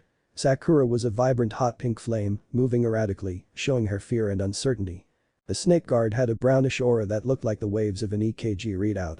Naruto scanned the area around him, he spotted another aura that had the same brownish aura as the snake summon, except this one was as steady as good earth. Naruto looked back and forth between the two auras. "I get it, because the summon is dependent on the chakra of the summoner when in this world, they share auras." "That's probably true, son, but that doesn't answer the question of your current dilemma. How are you going to rescue your teammates if that is what you should do?" his mother asked. "There is no doubt in my mind that I'm going to rescue them, mother," Naruto replied. "The question is, how do I do it without getting captured with them?" "We could tell you, son, but this is one of those situations where you need to rely on your own ingenuity," Naruto's father told him. While Naruto felt nervous, he felt grateful to his parents for having such faith in him. "Well, first things first, I need to distract the worm and its mistress long enough to get to my teammates. Once there, barring any complications, I'll use my chains to free and escape with them." Naruto makes the sign for the clone jutsu and produces 8 demon clones at various points around the clearing. The snake summon hisses and lunges directly at one of his clones. This clone substitutes for him, calling Naruto instead of the other way around. Then another clone substitutes himself with his producer just as he finishes hand signs for a wind jutsu, ending with his forefinger and middle finger extended with the thumb raised, art of the wind technique. Double barrel, the clone bellowed, brought his thumb down flush with his extended fingers. Hundreds of pebble-sized tornadoes shot forward, blowing a huge hole in its mug, causing the snake to dispel. The rest of the clones deployed through the forest. That clone's original position was exactly 2 meters from his tied teammates. Well within the range of his chains, faster than a whip crack, Naruto snaps out a few thin, wire-like chains that change shape, making them as sharp as a razor. Naruto's chains could change shape and thickness, going from blunt force objects to sharp cutting weapons. Both of his fellow academy graduates fell forward on their knees, where Naruto unleashed his thickened chains, grabbing his 2 teammates around their waists. Flashback. Kai. Let me out of these chains, Naruto Baka, Sakura screeched. I can't use my chakra, Sakura cried out in fear. It's okay, Sakura-san, Sasuke called out calmly. I can't use mine either, it's a property of Naruto's Kekkei Genkai. Adamantine chains, anybody captured by the chains, can't use their chakra at all. We need to get out of the area fast guys, I don't think Mitarashi-sensei will be surprised for long, Naruto yells out while running, and just as he closes his mouth, their sensei shunshin in front of them. Very astute observation, G-Kai, Anko says in an icy voice, but how are you going to get away from me now, Naruto-san? Now, I have you and it's still a little before noon, which means I've captured you, and you will now go back to the academy. Sakura started screaming and calling Naruto names, but Sasuke remained stoic while still encircled by the chains. He had faith in his friend, he knew that Naruto would not have tipped his hand so easily if he did not have a plan of action. Naruto smirked, if you say so Anko-sensei, but I have a few tricks up my sleeve, and with that, Naruto puts his fingers to his mouth and emits a shrill, high-pitched whistle. They are suddenly substituted with a clone of Naruto. The clone smirked, I hear you like to use snakes as trackers, sensei. I've got an extensive collection of information at my house and remember that snakes not only scent the air, but taste it as well, so I added something extra to my smoke this morning, sulfur. The Jonin blanched just as the clone dispelled itself and expelled a miasma of blue smoke right in the face of the woman. The memories of the clone reached Naruto, who was now back among the trees, and he came to light upon a wide branch. He set his teammates down, I think I've managed to buy us a little time before sensei can track us, he told them. What did you do, Naruto? Sasuke asked calmly, but with a mischievous grin. Naruto grinned evilly and replied, did you ever let off a stink bomb, he asked, or smelled rotten eggs? Yeah, what about it, Naruto? Sakura asked impatiently. Well, as bad as those smells are for humans, Naruto answered, imagine how much worse it would be for a creature with an acute sense of smell that not only scents the air, but tastes it as well. Even Sakura could not help but laugh when he told her about adding sulfur to the clone dispersal smoke. That's very clever, Naruto, I guess you're not a total moron, after all, she said, starting to warm up to him. So, what now, my friend, Sasuke asks, I suppose we should get back to evading our sensei. Yes, Naruto agreed, but instead of splitting up like we did in the beginning, I believe we should stick together and watch each other's back. Sakura was nodding, she totally agreed with the blonde knucklehead ninja, I hate to admit it, but I think he's right, Sasuke-kun, she said, it was laughably easy for sensei to capture me when I was by myself. Sasuke nodded, yeah, me too, he conceded, despite being one of the rookies of the year, Anko-san handed me my head when I went up against her. Which just shows the gap in skill between Genin and Jonin, Naruto added, by now he has retracted his chains, but kept all of his senses peeled and his Dojutsu active. And, in the meantime, we should just keep moving, that'll make us harder to locate, but I'm going to muddy the playing field. Naruto produced 27 copies of himself, in addition to the 7 already out there, on different trees and branches. Okay, a third of you shinhinge into Sasuke, then another third into Sakura, the last third stay as you are. There was a weird liquefaction of 2/3 of the clone Narutos, and those specified became perfect replicas of his teammates. Sakura and Sasuke had their minds blown. These were perfect likenesses of them. Sakura was curious and leapt over to one of her replicas. Turn your head away, please, she addressed the clone, who complied, the smile on her face, understanding what Sakura-san was seeking. She opened the front 2 buttons on the clone's representation of her battle dress.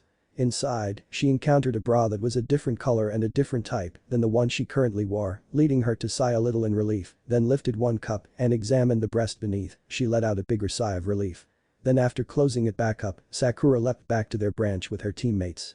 Sakura approached Naruto, raised her hand, and gave him a light slap on the back of the head, that was for ogling me, like a piece of meat, then she surprised them all, when she cupped his cheeks and gave him a light kiss on the lips, that was for the compliment. Naruto, Sasuke and even Minato looked bewildered, and the boys looked at each other and shrugged, all 3 men had the same thought, though Minato voiced his aloud women. Kushina grinned mysteriously. Alright Sakuras, Sasuke's, group yourselves with a Naruto, and once you've done that, move out in random intervals and directions. Then, turning to the originals he said, let's head out, we've been stationary for too long, and Anko-sensei is bound to have shaken off that rotten egg smell by now. For the next 2 hours, Anko hunted her students using differing methods, from the most mundane to the most out-of-the-box thinking. It did not take her long to learn how her students decided to foil her. They were playing a real-world version of the shell game. She learned to loathe her new students' method of informing her of her failure to capture them. Anko loved a good practical joke as much as the next village outcast, but every time she moved to attack her students to capture them and succeeded in killing her kids, that damn sulfurous stench showed her just how wrong she was. She began using more and more kunai and shuriken to take them out, which depleted her supply greatly, and going to retrieve them would have defeated the purpose of using the throwing weapons in the first place. Waiting around for the cloud to dissipate ate up precious seconds she needed to capture her kids, as she began calling them. There was no doubt they were going to pass the test, even if she caught them before time ran out, but she had her pride, she would be a buffoon among her friends, especially Hana, if she was outwitted by a bunch of genin. Even when she found the real kids, Naruto could substitute himself and his team with another clone team, no matter how far away they were. Anko could not even use her snakes to track them, since the sulfur hurt them too much when she brought them out. It was an education for Anko and a bit humbling, it showed she was starting to rely on her snakes far too much and made her start using other tracking methods that were just as effective. Finally, noon arrived and she failed in capturing her kids, so she conceded defeat. Her shoulders slumped and she bellowed out in a chakra-induced shout, alright, G-Kiss come on out into the open. Anko smirked, good they're wary of a trap, you've passed my evasion test, congratulations, you're now, true genin. Anko's kids came walking out of the underbrush a couple of minutes later, walking cautiously. She grinned a genuinely warm smile, she suddenly felt like a big sister watching her younger siblings grow up. In celebration, I'm going to treat you all to dango at Hidori's, the food of the gods. Naruto was offended, but many people often make that mistake and it was up to the noodle disciples to educate the heathens. Excuse me, sensei, he began, eyes taking on a fanatical light, well I have sampled some of Hidori's fine cuisine and found it delicious, I must humbly disagree. Anko looked dangerous, what, she gasped, how dare this upstart question her about the food of the gods, she was his sensei, how dare you little turd, I've lived on this good earth 19 years, I should know what the food of the gods truly tastes like. Naruto gasped at her questioning, then you have obviously never eaten at the mecca of all things bro the Ichiraku ramen, he shouted in his teacher's face. Anko stepped back, like a woman highly offended by a man's freshness, though if a man really did get fresh with her, without her permission, she would have his guts for garters. The newly minted Team 7 have been walking steadily toward their destination. Oh, yes I have, runt of the litter, Anko screams, like any other woman, if they were being faced with a grave insult, before returning to normal and adding, and I like ramen, just to keep a little variety in my life, but limp noodles are never a good substitute for nirvana on a stick. Naruto huffed, you wouldn't know good cuisine if it jumped up and bit you on the tit, Naruto turned his head away, in disgust. Anko never batted an eye over the offensive, to most women, term, and you wouldn't know it if it was blowing you, she fired back. All the time they were traveling, the villagers were looking at them with disgust in their faces. They were seeing the snake whore and the demon brat roam their streets and both were extremely aware of it. Naruto and Anko had felt the hate-filled glares on their backs so many times in their life they hardly even noticed it anymore. Meanwhile the rest of Team 7, now Team Anko, were following behind their two teammates with amused expressions at the fodder for this discussion. They did not notice the looks of the villagers, so consumed they were with watching their teammates get acquainted. Naruto continued, but took a different tack, there is another reason we might want to head to Ichiraku's open-air cafe, he said grimly, as opposed to Hidori's indoor restaurant, Anko-sensei, he replied, sniffing the air pointedly. When she heard that, Anko Mitarashi gritted her teeth and lowered her head, what did you say, G-Kai, she asked in a dangerous hissing voice. Did you really just comment to me about how I smell like rotten eggs, you little shit, she asked slowly, emphasizing every letter and syllable, ending in a crisp T. Sasuke and Sakura looked at each other, then made signs to ward off evil. Naruto's foot was so far down his throat he would need a podiatrist to extract it. Naruto either did not realize or care that he walked toward his doom, he said bringing his hand up to cup his chin, like he was deep in thought, did I just imply that you stink, he restated the question. Yes I did, he answered with a mischievous grin. That was when Mount Anko erupted and she put her foot so far up his ass that a proctologist would have his work cut out for him. After Anko's beatdown, Team 7 made it to Hidori's and ate steadily. Naruto really did like Dango, he just preferred ramen, since the Ichirakus were the first people to look at him kindly and treated him like a favored cousin. Anko also knew that Naruto had just pushed her buttons and that was something only her best friends were able to do. It was as if she found a kindred spirit in the blonde sacrifice. Everybody in the village above 12 years old knew about Naruto, Anko knew what he held, and she did not give a rat's ass. She knew the difference between a scroll and the kunai it held. Naruto finished his meal quickly, then stood. "Excuse me, Anko-sensei," he asked, "will you be here for the next few minutes?" Sasuke and Sakura looked up curiously, it was an unusual question. Anko answered, "Dango is one of my vices, I tend to pig out when I come here." She also looked at him curiously, wondering if he was going to try pushing her buttons again. "Good, I shouldn't be gone too long," he said, then turned to his other teammates, "If you guys finish and leave before I get back, I'll see you tomorrow." They nodded and waved. Naruto stepped out of the restaurant, putting his wraparounds on, and walked quickly to the right. The 3 other members of Team 7 sat chatting and getting to know each other. 10 minutes later a man with brown hair and wraparound shades like Naruto and a graying beard came into the restaurant, carrying a paper sack. The hostess approached him, but he pointed at their table, made his way over and sat down. "Hey dude, that seat's taken," Sakura told him. He was confused for a minute, then made an O face as if something dawned on him. "It's good to know you're looking out for me, Sakura-chan," the man said as he shifted into their blonde teammate. Anko scrutinized Naruto for a few seconds curiously, "What kind of henge is that Chikai?" Naruto grinned and replied, "It's called the Shinhenge, or True Transformation, it's the Uzumaki version of a henge, only instead of illusions that other transformations produce, these transformations are physical and somewhat biological. I can't reproduce in any form except my natural one, but when I change into a bird, I can fly like one, although I have to practice and learn like a real bird. We used it today, all those replicas of us were Naruto's clones," Sakura informed Anko, "he even hinged into me, almost perfectly." Anko gave Naruto a dirty look, "Don't worry sensei, he hasn't been peeping on girls, I checked, he had me in a regular bra instead of a sports bra and there were differences in shape and color, if you know what I mean. He also gave me an unintentional compliment." Naruto still took on a confused expression. "What compliment?" Anko nodded, accepting Sakura's explanation. "Any way you could teach it to me?" she asked, looking intently at her student, her other students looked eager too.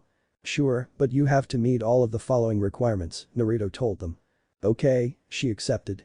"First, you need Jonin or Uzumaki level chakra reserves, then the patience to study and observe people and animals," Naruto informed them. "Okay, that sounds doable," Anko agreed. "The final requirement is non-negotiable however," Naruto added solemnly. "What's the final requirement?" Sakura asked. "You have to marry me," Naruto smiled, "or already be in Uzumaki." Sasuke nearly choked on one of his dango sticks and Sakura's face turned the same shade as her hair. "Sorry Sasuke, I don't swing that way," Naruto chuckled. Sasuke chuckled right back, "Somehow, I am not so keen to learn the Shinhenge anymore." Sakura just continued to blush and ducked her head. Anko met his eyes without flinching, but changed the subject. "What's in the sack, Naruto?" she asked. After looking around, Naruto placed it on the table, then slid the sack over to his sensei, who looked inside and saw several cans of tomato juice. She looked up curiously, questioning the gift.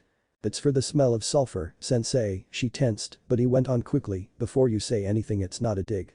This stuff helped me wash off the stench of the sulfur from last night while I was adding it to my substitution smoke." "Oh, well, thanks," Anko blushes, "but why buy it for me when you can just tell me about it and I can buy it?"